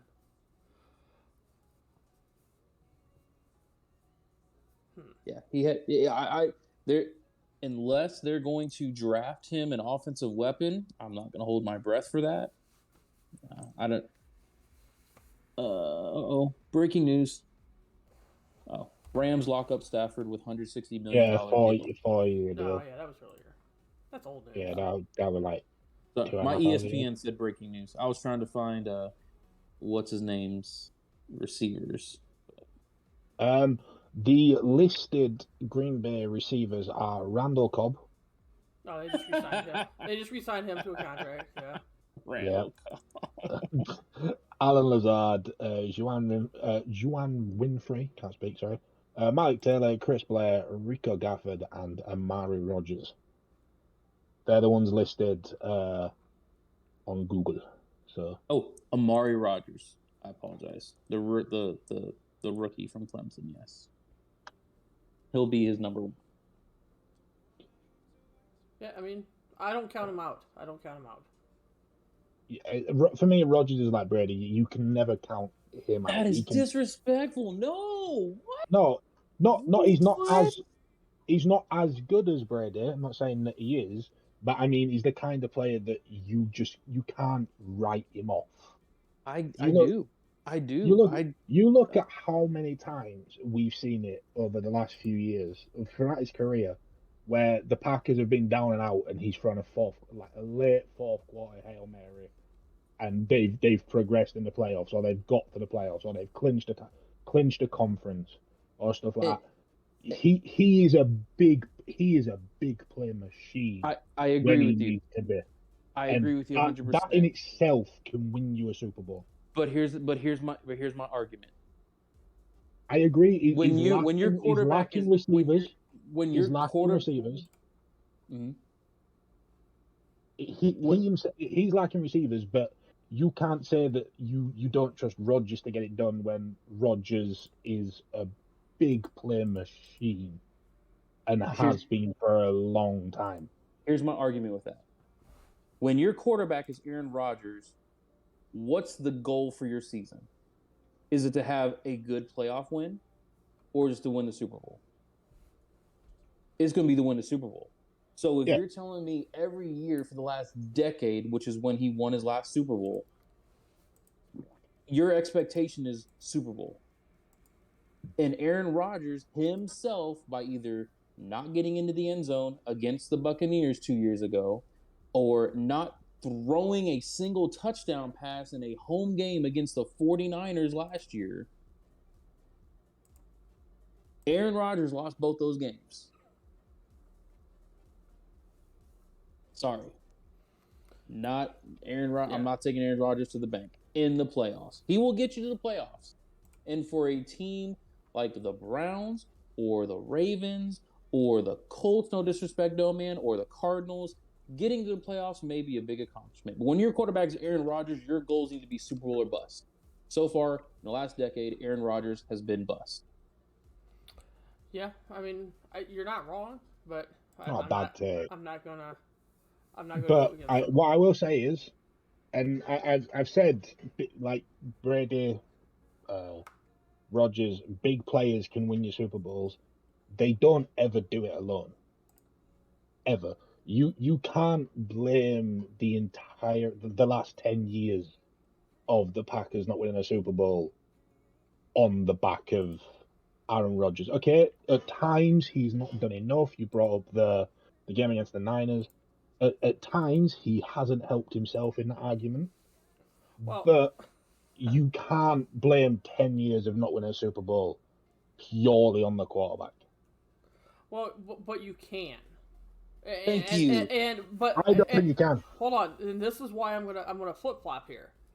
But you can, because if you don't have to pay your quarterback $50 million a year, $50 million, you could have paid Devontae Adams and not franchise tagged him. You could have paid him. Boom. Now so that's on him. Rodgers didn't get a hometown discount. Didn't give him a hometown discount. You know who does give people discounts? And when I say it's discounts, $25 million or whatever it is, Tom Brady. His time in New England, he restructured his contract a lot to have more money available to be able to sign people and bring people in, to bring more talent in. When you got, and that's why, this is a dig at Dennis, this is a dig at Cherry. That's why in about 3, 4, 5 years, the Chiefs are going to be in trouble. No, they're not. You can't. Have you seen the Patrick Mahomes contract though? I haven't seen that, but Tyreek Hill's going to want to get paid. Kelsey's going to want to get paid. They're going to want to get paid more. You're not going to be able to. What I will say is they're going to want to get paid more, especially if they go on and win another Super Bowl. Yeah, like your defense, like you like. I don't know who's under contract or who signed recently, so I'm not going to talk. Maybe Tyrann Mathieu and stuff like that. But because quarterbacks are taking those massive deals, and I know his is 10 years for $500 million, but I know Aaron Rodgers is 4 years for $50 million a year. Yep. I get that. If he takes less, there's more money for other people to bring in more talent. I fully get that. It's the Cowboys again. But, it's the Cowboys situation. I fully get that, right? But on the opposite side of that, right? Realistically, and I think just because of the fact, I'm going to use it as an example because of the fact that it is such a limited number. It's 20 people. Formula One is 20 drivers. What that means is that those 20 drivers are considered the 20 best in that field. So you pick them up and you expect whatever contract you give them, they are the 20 best. You expect them to step up and perform. Haas aren't going to give Kevin Magnussen the same contract that Mercedes are going to give Lewis Hamilton. That's not how it works. But you still expect Kevin Magnussen to step up and do his job because it's what he's good at, right? You can say that quarterbacks' contracts are so big it hurts teams. To an extent, I fully agree with that. But just because you can't go out and spend masses and masses of money on other positions, you're picking up people that are in the NFL. Okay, there might be better options out there, but they're in the NFL. They're supposedly the top 1% of football players in the world. You can't tell me that if Aaron Rodgers, let's just throw a name out there, if Aaron Rodgers gets Gronk as his tight end, Gronk might not be on a load of money, but you expect him to step up and be counted for in those situations. A contract doesn't, the size of a contract doesn't, as far as I'm concerned, it doesn't make you a better player. Okay, better players tend to get better contracts, but you look at Deshaun, he's just got the biggest contract in NFL history, the biggest guaranteed contract in NFL history. He's top 5 quarterbacks. He's not the best quarterback. That means there's actually a quarterback out there that's on less money, but he's better, and he'll do a better job than Deshaun will, and that happens. But you can't stand there, and my point in all this is, you can't stand there, and you brought up Tom Brady. Okay, he restructured his contract so many times at the Pats. When the Eagles beat the Pats in the Super Bowl back in, I think, 2017, was that Tom Brady's fault? No, by no stretch. Tom Brady had a great game. He pushed us to the wire. It took some very smart player calls. It took a Philly special. It took a lot of smart player calls for us to beat the Pats. You can't blame that loss on Tom Brady. It's a team that lost. So you can't blame the Green Bay Packers not winning a Super Bowl solely on Aaron Rodgers when Aaron Rodgers has been the player that stepped up, been counted for, made big plays week after week, year after year for 10 years. They haven't won a Super Bowl. He's put in every inch of talent he has to make that happen, but his teammates have to pull their weight. An NFL team is not a one-man team. It never has been, it never will be. You can't blame a season's shortcomings entirely on a quarterback, and that's the point I was getting at. I get where people are coming from, that quarterbacks' contracts are huge. They do hinder the rest of the team and the other positions. Fully agree with that, but that's always been the case. Well, they hinder it because of a salary cap. Like, this isn't baseball where they can just find more money and just pay everybody. You know, I agree. I agree. You know, and if many dollars, like you have to be under a salary cap. If Aaron Rodgers took a pay cut, Green Bay could probably strengthen somewhere else. They could have probably cut Devontae Adams, but yeah, instead they were franchised. Devontae Adams has been there for how long's Devontae Adams been at Green Bay? He's got drafted 5 years, maybe. Yeah, I would say 5 years. 5 to 7 years. In that 5 to 7 years. But guess what? In that 5 to 7 years, did Green Bay win a Super Bowl? Nope. But you know what Devontae Adams also was in at least for the last 4 years, the best receiver in football. Mm-hmm. And for the last 10 years, Aaron Rodgers has been one of the best quarterbacks in football. Right. So, the whole point of what I've just said, it isn't going against. I agree. Some quarterbacks could do with taking smaller contracts. It really would help the teams they play for. I fully agree with that as a notion. But when Denny said Aaron Rodgers is the issue at Green Bay, he's not going to win a Super Bowl. Aaron Rodgers needs support to win a Super Bowl. Green Bay is the issue in Green Bay.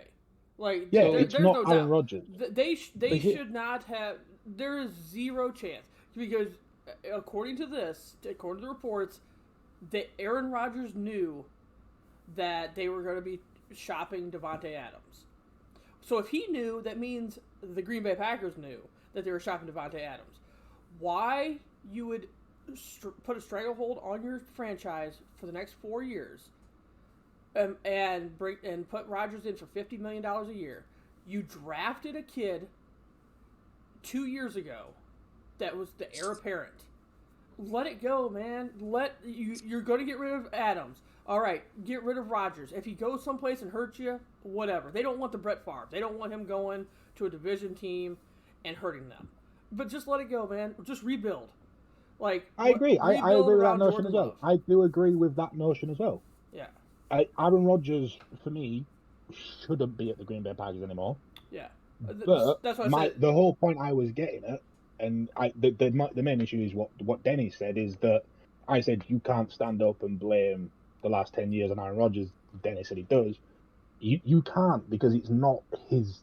It's his job to make big plays, and Aaron Rodgers makes. Well, let me ask you a question. You also congratulate Tom Brady when his team wins the Super Bowl. And I know it's a team game, so we'll go with that. Yeah, no, but I get that, and it's the same as the quarterback takes the heat. It does. For the win or the loss. I agree with that. I can tell you. I agree with the loss. I agree with him taking the heat for a loss. I fully do. When the Buccaneers didn't win the Super Bowl last year, no one said that is 100% Tom Brady's fault. No one said that. That was the defense's fault for not being able to make a stop. Yeah. That was everyone said that was the defense's fault. But here's the thing. But check this out. The 2 years, back-to-back years, Aaron Rodgers won regular season MVP. The year before and this past year that just happened, right? Mm-hmm. Aaron Rodgers had a top 5 offensive line, so he was getting protected. Aaron Rodgers had a top 10 defense. So in every statistical category, that team was top 10 or better. So then if you have a top 10 team surrounding you, that defense held San Francisco to 17 points. 17 points in a home playoff game. And you're Aaron Rodgers and you can't score more than 10, I'm telling you Aaron Rodgers lost that game. That's when I specifically point. Because the defense did their job. I'm going to say it, right? And I fully agree. You brought that game up. I fully agree that you can put that game on Rodgers. He wasn't good enough. But you can't put the entire season on Rodgers, which is what you said. Right. Well, when you get, like Doman was saying, I can if you win the regular season MVP. Now there's a level of expectation that comes along with your production on the field. So if you're the regular season MVP, that's it. We're saying you are the best player that the NFL has to offer this year, Aaron Rodgers. The best player. And you only score 10 points in a home playoff game? No, I agree. I agree. That game, I agree. I agree. So that's where I'm coming at Aaron Rodgers' head for. But because you look at it, they let San Francisco score 17 points. That you can say the defense.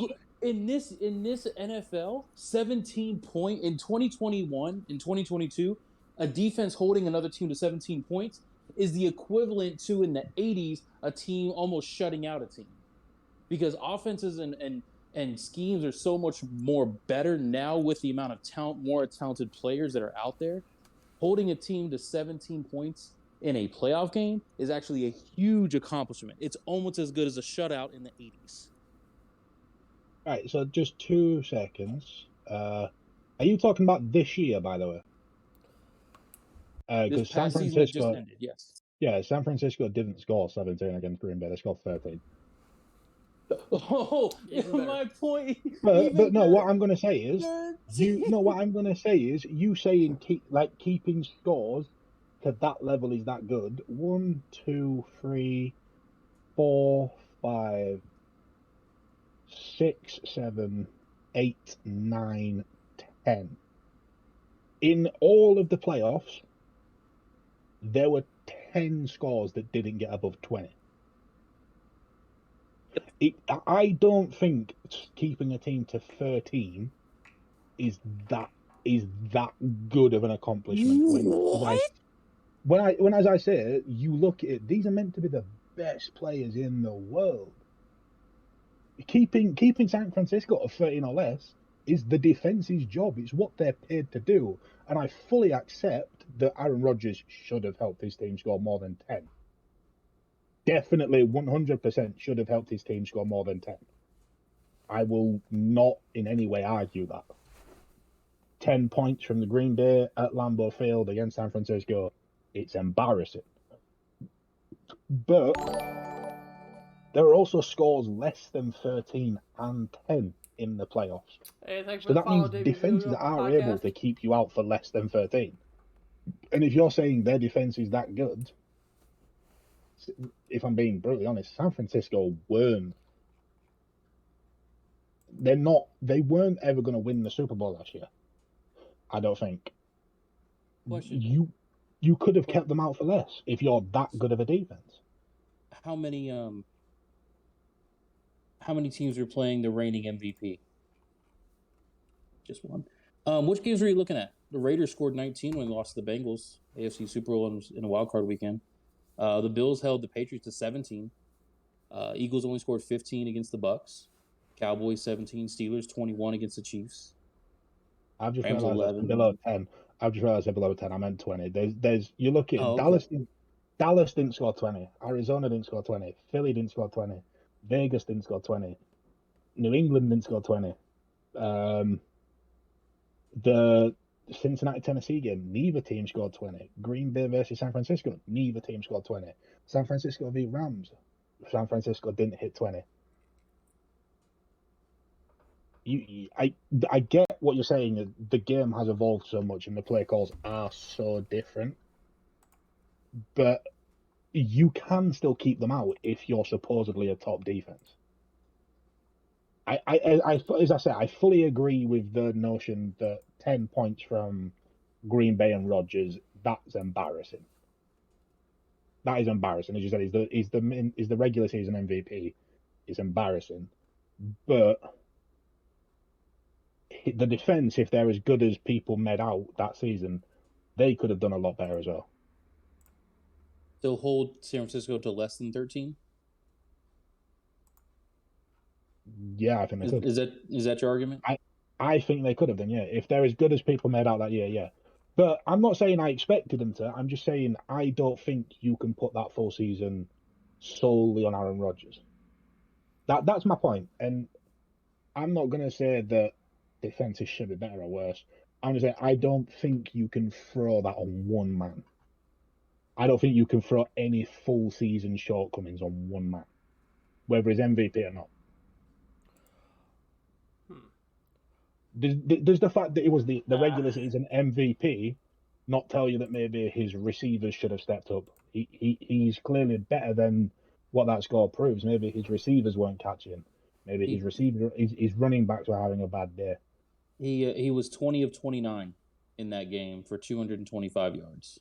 And no touchdowns, no interceptions. So he either missed or receivers dropped a total of 9 passes. That's what I mean. The receivers could have dropped them. I get that Aaron Rodgers wasn't great in that game, but my whole point is you can't put that season not being a success on the back of Aaron Rodgers. That's my only point in all this. If the expectation this has gone too far for the actual point that I wanted to make. Yeah, it's very much a long point, and we can go with stats left and right, but I would like to get Jax back in here at some point. So would I. He's I been sleeping for the last hour and a half. And I don't want. I mean, I could talk sports. In all fairness, what day, I will say is the free agency people that we've just spoke about were the ones I actually wanted to speak about. So yeah. I'm more than happy to move on from there. Jax, what do you want to talk about, my guy? You can pick. It's too much pressure for me. I just got back in the conversation.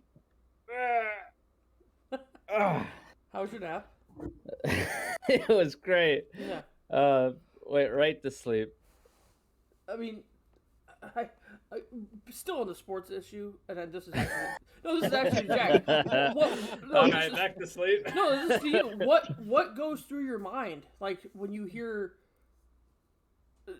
like, you don't watch sports. No, man, I think the whole point is nothing goes through his mind. No. You don't watch sports, but do you understand? Like, because I mean, we talked about Greenfly. Not really. He kind of watched. He doesn't watch baseball, but he kind of gets the concept. Jack said if we wanted to talk about like English football, he could talk about it all day long. No, I did not say that. Yes, you did. You said it last week. I said I like soccer and English football. Don't ever say that word again. That's what we call it over here. Yeah, we're not calling it. We're not saying that word on this podcast. That is the one rule I want to bring. It is football and American football. They're the rules. I mean, that's my question. Is like when people are talking stuff like this, and you don't have an opinion one way or the other, or don't care enough to. I mean, you do know who these people are, or do you not know who they are? Like we're talking about Aaron Rodgers, Tom Brady. I definitely do not know. Well, of course I know who Tom Brady is, but I don't know who Aaron Rodgers is. Okay. Aaron Rodgers is arguably as famous at the NFL as Tom Brady. Okay, he hasn't won as much, but he's arguably as famous. Well, I just make fun of him kissing his dad on the mouth. Right. Yeah. I mean, wait, what? I'm here for the memes. It would be as simple as I know. You know. Do you know wrestling, Jax? I don't. Okay, no. But if I were to tell you Seth Rollins, would that name mean anything to you? No, but if I say John Cena, but the Undertaker would. Yeah, of course, because he's an actor. Okay, the Undertaker. Right? Yeah. If you say you don't know who the Undertaker is, I'm leaving and quitting. So I'm just trying to gauge where you're. I'm leaving. Hulk Hogan. Right, that's what I'm saying. Like, so yeah, like you know that the upper people, but like you don't. There's no. Well, I'd have to clarify. It has to like coincide with some sort of internet meme. Or they had to be in movies and stuff, you know. Okay. Ultimate Warrior. I think he were in a film, or it might be in a name. To be fair, Ultimate Warrior did some very. I do know some sports ball. I used to do sports ball at some point. Which sports ball did you do? I used to play soccer and lacrosse. Okay. What position did you play in football? I was 7. There was no positions back then. I was 7. The ball just goes one way, and the whole group of everybody just runs after it, right? No, in England it doesn't. He was on the blue team. When I was playing, when I was little, what I would do, I'd try to be goalie, but the coaches would not like us having a position, and they're like, go out on the field. And I'm like, well, someone's got to protect the net. And he goes, no, everyone out on the field, like, come on. Yeah, that annoy me so much. Like in England, football is. Obviously, people say that like American football in the state, it's like a religion. Like of course. Like the stadium's a church and stuff like that. It's very much like that in England with football. Like for example, as for Liverpool, we play at Anfield. Anfield is pretty much like a place of worship for me. As like a die-hard Liverpool fan. There's no better feeling than walking out into the stands of Anfield, getting ready to watch Liverpool. Oh, you can't. Man, you for life, buddy. Yeah, you can't walk around here and go like, Bill's Mafia sucks. You'll be strung up on a cross, man. You don't know about that. Wrong person. Wait, did you move me out? Yeah, I meant to move Dennis. He said something stupid. He's waiting over there. I want to see how long it takes him to notice. It didn't take as long as I thought it would, to be fair. He's back. But lacrosse is also very big from where I am because I am Native American. But like, I live on a reservation. In England, football is structured from a very young age. Like I started playing football when I was like 5. It's you sort of don't have a position when you start playing. You start training. You realize what. My headphones just. Pardon me. You realize what you're good at, and then you get put in a position. So, for example, I was quite tall. I was good at scoring when I was younger. I got put up front. My job was to play up front. Then, as I got older, I got slower and realized I wasn't that good up front. I transitioned to midfield, and then I realized I wasn't that good at that. So I transitioned to centre back, and from there I became a defender. But like that positional awareness and playing the game right, like as Jack said, when he played 7, it was very much everyone chased the ball and hoped for the best. Right. Yeah, from the age of like 5. Can you hear again? Yeah. From the age of like 5 in England, it is heavily structured. and then we just played random other stuff as well, like cricket or rugby. Right. Do you get rugby's fun? You should this rugby. I wasn't saying anything. I was just saying You that guys another play any option. cricket out in America? No. Cricket I don't understand. But anyways, back nope, to you, Jack. not in the slightest. Nor do I like to. But I actually really enjoy football, and I could see myself getting into it. Football is in football American or English? Soccer. Stop saying the S word. Well, soccer football. Okay. The other Americans are confused. All right. American football, okay? 3-on-1. It's football and American football. That is the one rule I bring to this podcast. Football and soccer.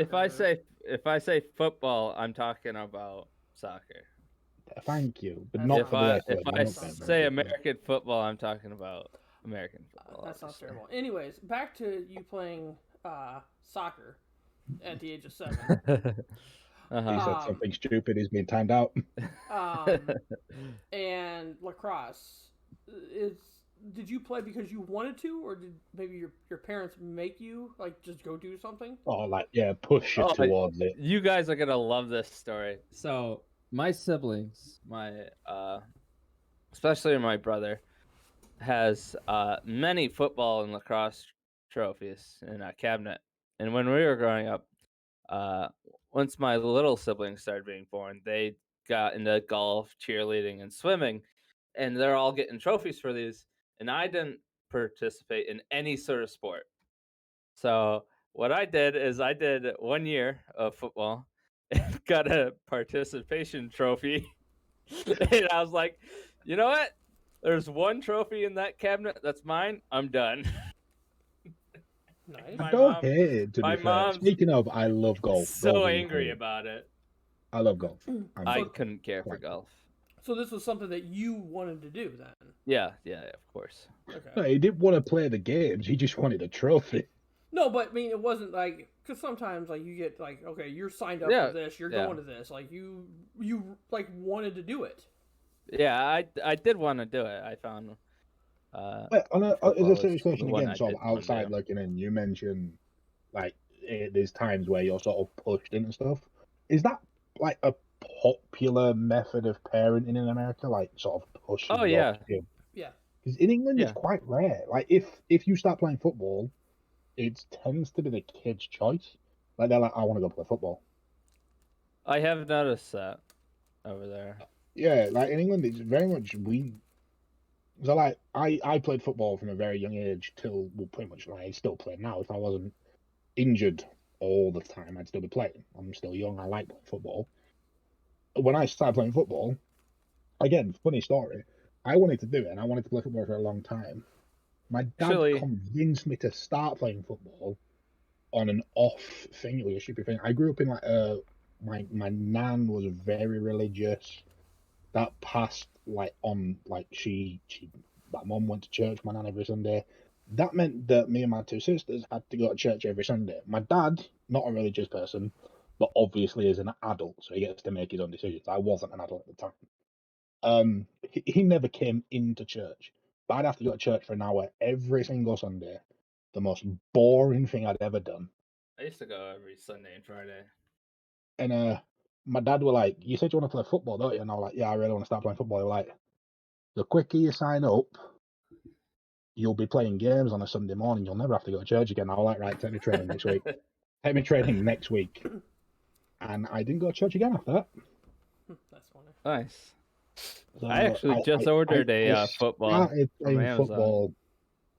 I started playing football when I did because I didn't want to go to church anymore. But like I wanted to play the game. Like no one was like, "Oh, we want you to start playing football," or stuff like that. It's very much kids' choice in England, or a lot of what I've seen and experienced is very much kids' choice. I assume in England there are parents out there that are like they'll see their kid kick a ball in the back garden and think, "Oh my God, he's quite good. We have to get him into a team now." Kind of thing. Yeah, I mean, right. And I'm speaking out of turn here because I don't have kids, but I mean, I've been around enough, friends that have kids and stuff like that. It seems like they put them in sports not even to see if they're any good, more for social Yeah, skills. I can imagine than it's anything. quite a social aspect of it. That Yeah. is nice, though. I don't have any kids of myself, but I've been a stepdaddy before. Sorry, I don't know why that's. I don't know why I find that so funny. I mean, I hear Jack's laughing, so I'm not sure exactly how to take that. So Look, it could be the most true thing he's ever said. It's the way he said "daddy." Yeah, stepdaddy. What? You gotta be the dad that steps up sometimes. You gotta And be the since guy you're- that stands up and and since- counted for, bro. and since you're not a stepdaddy no more, you step down, huh? Just I like did. the other guy. It wasn't my choice. I mean, as the only one that I know has kids so far, or child at least, Dennis, would you like sort of push sports on your kids, or is that something that it's very much up to them if they want to do it? I thought I was going to push them after I kind of been around them a lot and kind of get to know their personalities. No, I'm not pushing sports on any of my children. My oldest he might run a little bit, like he might do like cross country or track or long distance, but as far as like athleticism, no. This kid, no, not that one. My youngest son, we'll see. We'll see what he wants to do. I thought you were calling your kids that's fat what I for a went. second. I didn't mean like, do you think any of them could do it? Like, but you said you just sort of hit the nail on the head there. Nah, You're yeah, like, not, you'll see what he wants to do. You won't say, right, I'm signing you up for this. right. If You're they like, show the kid will want to do it for you to sign him up, kind of thing. if they show an interest in it, absolutely. Like my daughter, Yeah. oh, my daughter. Oh, she's gonna be in wrestling. She's gonna be in probably some mixed martial arts or karate. Like, dude, she's a badass. I love my daughter so much. She's The one other of ones, the other ones, they're useless, but the daughter, she's cool. right. And if I need someone to have my back, I'm gonna call my daughter. But no, she's the one who'll sit down and watch UFC with me. She's the one who will watch boxing, or if we end up watching WWE or AEW, she'll watch that with me. She gets excited seeing the girls wrestle. So no, she's gonna be the athletic one. Am I right? Do what? No. No, I mean, you know what? You know what's crazy? It's not as sexualized as like the '90s and early 2000s was. I don't watch wrestling anymore. What is? That's a lie. Wrestling. Yeah. Oh, all right. I watch AEW a bit. AEW, I really like AEW. They've got a lot of superstars that I genuinely really enjoy. Like they've obviously now got the Hardy Boys are there. The Young Bucks are there. I'm watching the Young Bucks on the indie scene for a long time when I was younger. Oh, mate, Young Bucks when they were in New Japan. Kenny with Omega. Bullet Club. Yeah, all again, that. Omega, Yeah, Adam absolutely. Page is there. Oh yeah, Hangman Adam Page. Yep. Obviously, Cody's just left. I think he wants to go back, and I think he wants to go back and prove a point in WWE. But now he's not. Like the thing is, with what Cody's done, and obviously Cody's still a massive shareholder in AEW and stuff like that. I think what he and like Tony Khan, Kenny Omega, and people like that, and the Young Bucks, who are also like the founding fathers of it, what they've done is they've built something that really rivals WWE. And I think WWE will give Cody Rhodes that redemption run where he can demand that he's not doing stupid gimmicks all the time. He can come in as Cody Rhodes. He can make a real redemption push. They don't need to give him a title. They don't need all that. But if, say, Don, you mentioned Seth Rollins, if as like one of the biggest names, Cody Rhodes comes in and calls out Seth Rollins and he gets a match at WrestleMania, he doesn't need to win it. But I if think he goes does. to, I don't think he does. I think if he goes, I think he you have will. to book him to win. I don't think I think he will. I think they will book him to win it. I think you have to, because they made a huge mistake with Edge, bringing Edge back and not letting Edge get over. You've got to. If you're WWE, you have to book him to win. But I think if you're Cody Rhodes and you go and that match looks like, oh, you've run the best talent that they've got really close. They said you weren't good enough. You went and you built your own thing. You proved you had talent, and then you've been and you've pushed their top guys as far as they can go. That's a win for him. But Absolutely I not. think WWE themselves have to book a win That's not for a Cody win. Rhodes. I'm back. Yeah, That's not a win. So if the rumors are true, if Cody has signed with WWE and he shows up Monday and he challenges Seth Rollins at WrestleMania, Cody Rhodes has to win. But that's not what I would do. If I was WWE and I signed Cody Rhodes does not come back at WrestleMania. Cody Rhodes comes back the Monday night after WrestleMania, or hear me out, the SmackDown after WrestleMania, and he's the one who comes out and challenges the newly heralded undisputed champion Roman Reigns. Cody versus Roman for the titles. That's how Do you you know book what? it for Do you SummerSlam. want to know what I wouldn't hate? You said he doesn't need to come back for WrestleMania. He doesn't. What? I think you I bring him back I don't think he comes back to fight at WrestleMania. What I would love is, I'm trying to think of who Seth. I think the perfect match is Cody v Seth. I think Roman, you have a very tough choice. Do you put Cody over and pretty much admit to WWE Universe you made a mistake, which they need to do. They need to put Cody over. But do you bring in Cody, who I don't think is going to be in WWE a long time? I think it was a 3-year deal. I think it was a 3-year deal that he did. Do you bring him in immediately and stop? Absolutely. What you've penned up as the most dominant champion of all time? Because here's what you have to do. Absolutely, you have to. I disagree. I don't think you give him the title. I don't think you give him the title instantly. I think Seth Rollins is the perfect comeback match. But I think what'd be cool is I'm trying to think of who Seth could face at WrestleMania. I want Seth to fight Ricochet at WrestleMania for the IC title. That's what I want. I wouldn't mind that, and I think that'd be a perfect push. Perfect segue. Seth wins the IC title, and as he holds it up at WrestleMania, that's where Rhodes' music hits. The exact same music he used in AEW, because it's not AEW music, it's his music.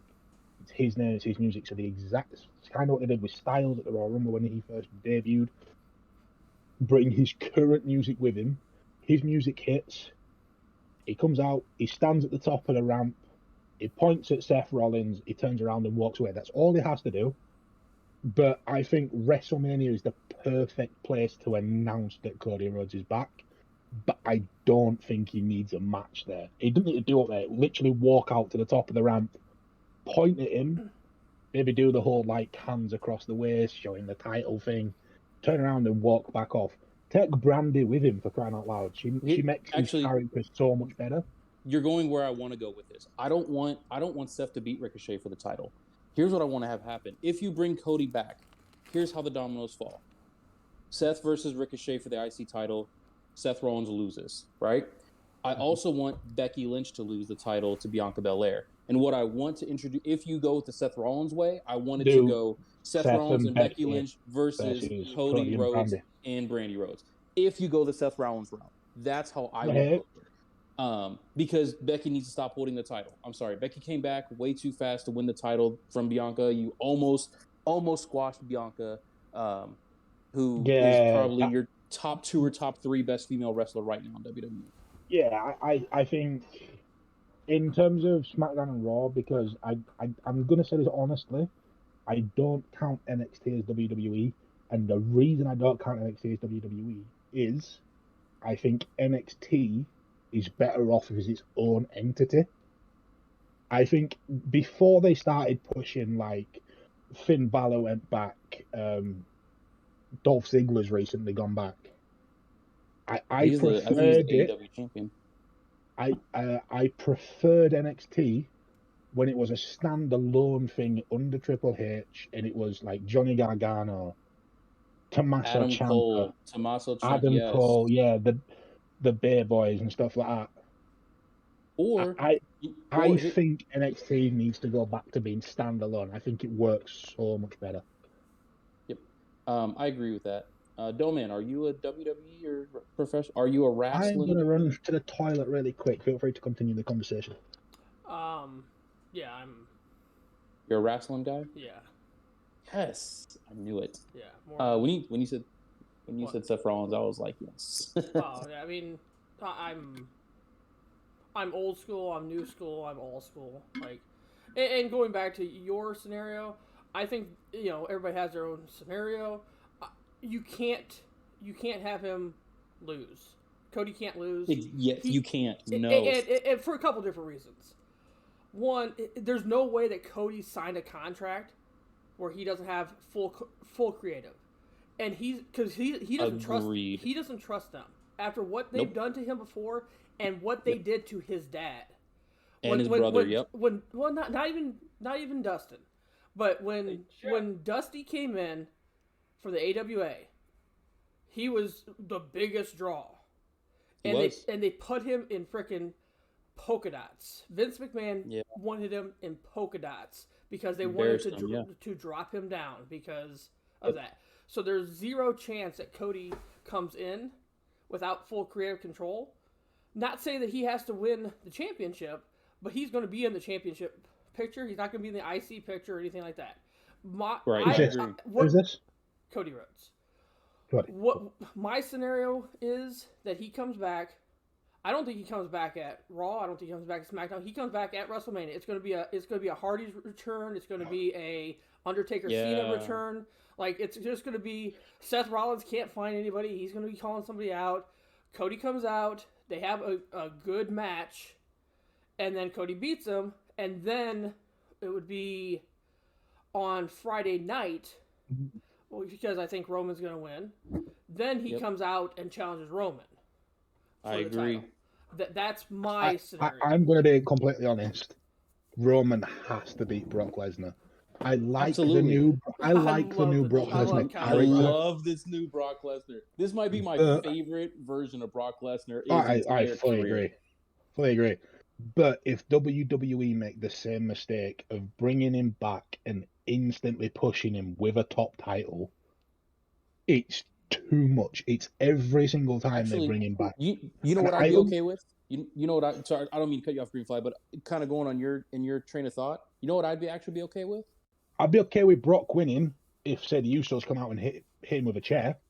No, I'm actually okay if Cody doesn't go to Friday directly to go after Roman, because I think they're trying to set up either Drew McIntyre or if Bobby Lashley is okay to come back and challenge again.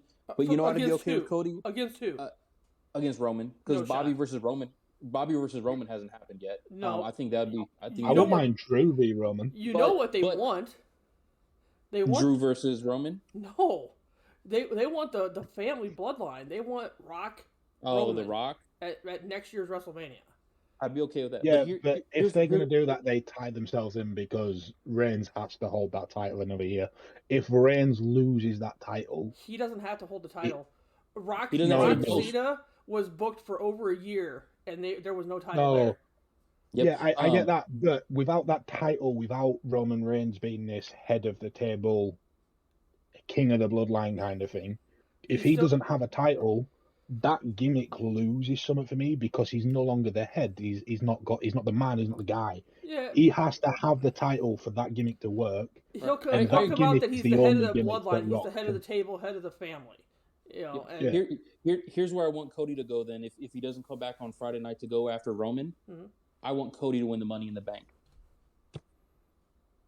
I don't. Cody's going to come back as a face. No, 100%. He's got to. I don't think he comes. I don't think he waits that long to win Money in the Bank, and I don't think he needs to win Money in the Bank. Well, Money in the Bank is July. So what I say with that is if he comes back to fight Seth at WrestleMania, they could run that storyline, Seth versus Cody, for a couple months. At the late April, May pay-per-view. Because Money in the Bank is July. So if they can run that April, May, June, and then switch Cody to Money in the Bank, and then Cody has a guaranteed contract, they can build what they could do is they could all the way to Royal Rumble even. They could push the Cody v Seth storyline and then have Seth announce his entrance into the Money in the Bank and Cody be like, oh yeah, you're not getting rid of me that easily. His announcement and have that rivalry end by it being Cody that holds the Money in the Bank briefcase ahead of Seth Rollins. That would be a pretty cool culmination of a rivalry. If they push that rivalry all the way to Money in the Bank, and even in the build to Money in the Bank, it's Seth v Cody, and they're like, yeah, but we'll see who wins it. And Seth's like, yeah, we'll see who wins it. And Cody gets the Money in the Bank, and he gets the contract. I mean, that'd be a pretty cool way to sort of die that rivalry down, and then you give that sort of freedom of a push for Cody to go on to either title, because I think by Money in the Bank, obviously they want to do a unified title thing, which is stupid. I'm sorry. I'm not. I don't think that lasts. I think they win it. I think what they're doing is, because of the fact that the Universal title started out on Raw, and obviously now it's on SmackDown, I think Roman Reigns is going to win it, have it unified, and he's going to have to make a choice. And this is the way to send the Universal title back to Raw. The way. I don't think he holds everything. I don't think he gets to keep everything. I'm sorry, what was that, Jax?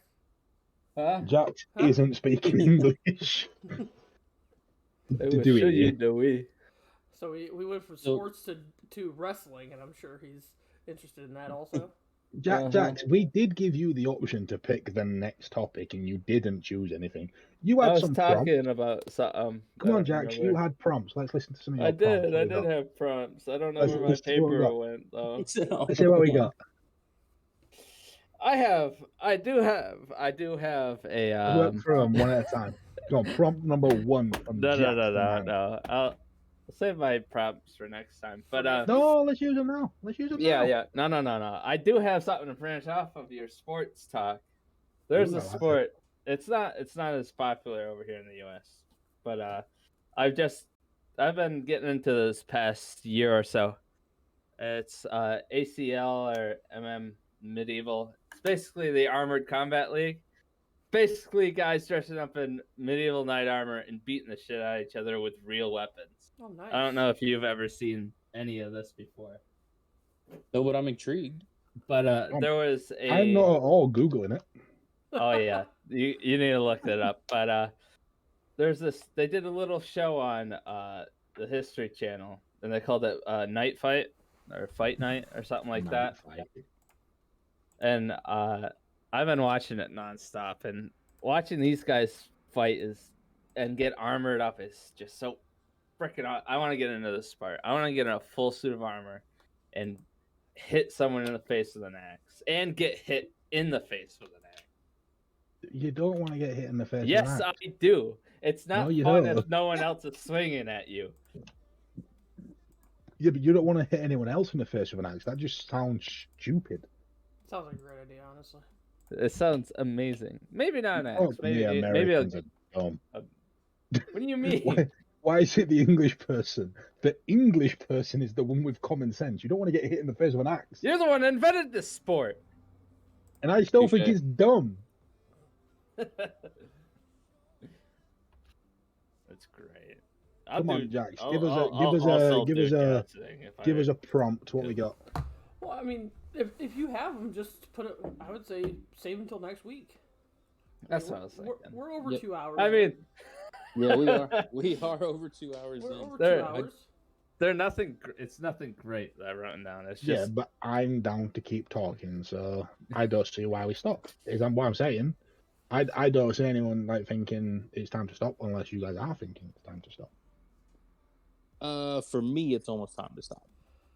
Yeah, I mean, I could talk sports all day, and I could talk wrestling all day. So. I didn't know that about you, Doman. I'm pretty happy now. I'm more than happy to speak wrestling with you guys. I'm more than happy to talk wrestling. Yeah. Oh my god. Taking a little nap again. All right, so and I know Jax probably has to work tonight too, so I would suggest we maybe cut it off, and then maybe have Jax's talking points, or if you want to put them in the agenda. I'll take over the entire next. Yeah. Please do, Jax. Yes. But then I'm also suggesting in 2 weeks to see how you guys feel about moving the podcast up to, say, 5 o'clock instead of 7, or even 4 o'clock. I mean, moving it down. moving Oh, it making it earlier. earlier. Yeah. Earlier. Okay. I'm down. Yeah. I think I'm fine with that. 4 is a little bit soon. I think feel that's like too 5, early. 6 for you guys is perfect. Yeah. Well, The thing is, when Oh. I get home from work, I stay up for like an hour or so because I get out of work at 8. I'll go to bed at like 10, and I won't wake up until well into the afternoon. Okay. I mean, the reason I'm suggesting that is now that I know that we're all 3 of us are on the same page. In 2 weeks is WrestleMania, so Yes, sir. All 3 of us are on the same or- page. And what we could do is, right, and hold this on, wait. sounds Oh, I hope this I hope sounds I hope you're about to say horrible. what I hope. I hope you're saying Right? what I'm about. We Oh, could please say do a what you're- 2-part weekend. Yes. Jax, I understand, isn't the biggest sports fan, and it's completely up to Jax if he wants to be there and take part. Yes. What your we mouth, could I'll do fit is, and Dennis, I hear you. I know what you're I hear saying. you. I already vote yes. Watch party, bro. Watch party live reaction podcast for WrestleMania, Doman. can't do it. Can't. Unless you're going to WrestleMania, I don't give a shit. Are you going to WrestleMania? Is that why you can't do it? No.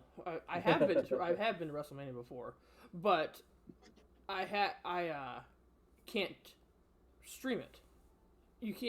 You can't have audio from it. No, No, we don't have to have audio. We'll be watching it where we're at. them in the background. Like, so example, I've got my computer monitor here. I've got my TV there. I put it on my TV. It's just that you're watching it at the same time. We not watch showing it, on stream. and we talk about it as it's happening. So Live we reaction. react to like the results as they happen. You do realize. So you wouldn't show it on. You know, I'm not talking. Well, you can't show it first of all, but you can't have audio. Yeah, it's like of the course. Super Bowl. Like I can Yeah, have no, I'll put my earphones in. It's fine. Yeah. I'll watch it on mute. I'm not bothered. Yeah. Now you do realize that it starts at the pre-show starts at 6, and it'll go till midnight every man. night. So it's 6 hours. Yes. Yes. No man, it's WrestleMania. I mean, but, Are you in the words of one of the greatest degeneration groups ever, Doman, are you ready? Dum. I mean, I'd be think down that's for a it. yes. I will hold my opinion yet of whether that's how I want to do it, or maybe I just don't.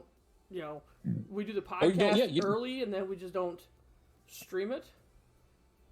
That way. I mean, what listen to I'm it. going to be honest. What we could do is Just we watch. could do Watch it a Discord. early Saturday and an early we could do the podcast on a Saturday, do it early, put in like some predictions and stuff like that, and then like Doman says, just sit in Discord and watch it. Yeah, I mean, I'm gonna be watching it no matter what. So I'm same. watching it. Same, absolutely. whether it's in Discord or whether I'm watching it, you know, on the Peacock, because over here we have Peacock, over there it's WWE Network. Yeah, we do have the peak. Yeah, we do have the peacock over here. Yeah. What are you talking about? The peacock. The Peacock. What? You have a bird? Yeah, I'm a peacock. You gotta let me fly. Fly like Peacocks a don't peacock. fly. You know you can own peacocks just like as pets Dennis, you are where peacocks don't in your fly. house. That's legal. You don't need like any exotic license or pet Really? license or anything. Yeah, you could just have it because they're just like chickens, but bigger. Huh. No, they're not. I mean, I didn't know you didn't need a license. I did know that I've run across some houses that have had peacocks in their backyard. I assume they had a license for them. He's right. Yes, peacocks make good pets as long as you have the right expectations. Yeah. What expectations do you need for them? My roommate wanted a peacock, but we're not allowed to have pets at my apartment. Peacocks make good pets as long as you expect the right things. All right. What do you expect from a peacock? So It's a giant, massive bird. That's all I expect. I expect it to put its fucking tail feathers up and show me a pretty picture every now and again. That's it. So I'm going to edit the end of this podcast that goes on my YouTube. You want to give us an outro then? That's what I was going to say. If Greenfly can give us an outro, that way I can cut it and we can still talk about wrestling or whatever, or the. I'm down to sit in Discord for a little bit. Yeah. Yeah. And on that note, guys, it's been a couple of hours. It's been my first one night. We've got to ease ourselves in gradually, as you all know. That is where we're going to call it for the evening. We will be back next week and the week after and the week after. You get where we're going with this. But a massive thanks to Dennis, Don, Jax for being here. Feel free to say goodbye, guys. Nah. Goodbye, guys. That would be Jax that you hear over there. You haven't heard him much around in this entire podcast. I'm not gonna lie. We talked a the lot only about thing sports. I'm happy about. The only thing I'm happy about in all that is that Dennis actually said goodbye, guys, and that makes me smile. But yeah, we'll be back next week, same time, hopefully. If it's gonna change, we will drop it on social medias and stuff like that. Feel free to follow everyone on Twitter and things like that, because these do go up on YouTube. There is going to be an actual They're Still Talking podcast channel and Twitter page where we're going to put clips of like certain topics and stuff that we talk about. So feel free to check out those, and we'll see you guys next week. So until then, it's goodbye from me and the rest of the guys, and hopefully we'll see you around. Do you want to hear what my first prop that I wrote down is before we? My God, are you still talking? Yeah, I wrote down Jax gay ? Wait. Wait, what? What? I wrote down Jax gay ? I don't know why. Are you wanting us to ask you if you're gay? Is that what that is? I don't know. The worst bit? I don't know what I was You want to know the thinking. worst bit? I wrote Do you this want to know the down worst last bit? week. Hold Do you want to know wait, the hold worst on. bit? Wait a No, second. no. Well, Are you No one coming asked out? him yet. No one asked him yet. Hold on, we're starting the No, podcast up wait, again. wait. We are back to the My podcast. God, are you still we are talking? the Still I just Talking wanted to Podcast point out 2.0.1. No, I just wanted to say that's what I wrote. Stream, right? Next week, I'm gonna do the intro, and I'm gonna be like, and as we went off air last week, Jack's hit us with the ultimate prompt that I want to dive straight into. Stay tuned. That's called a hook, Jax. That's called a hook. It's a There you cliffhanger. go. Cliffhanger. Yeah. Lord. Holy smoke, I'm also Jax. finding my.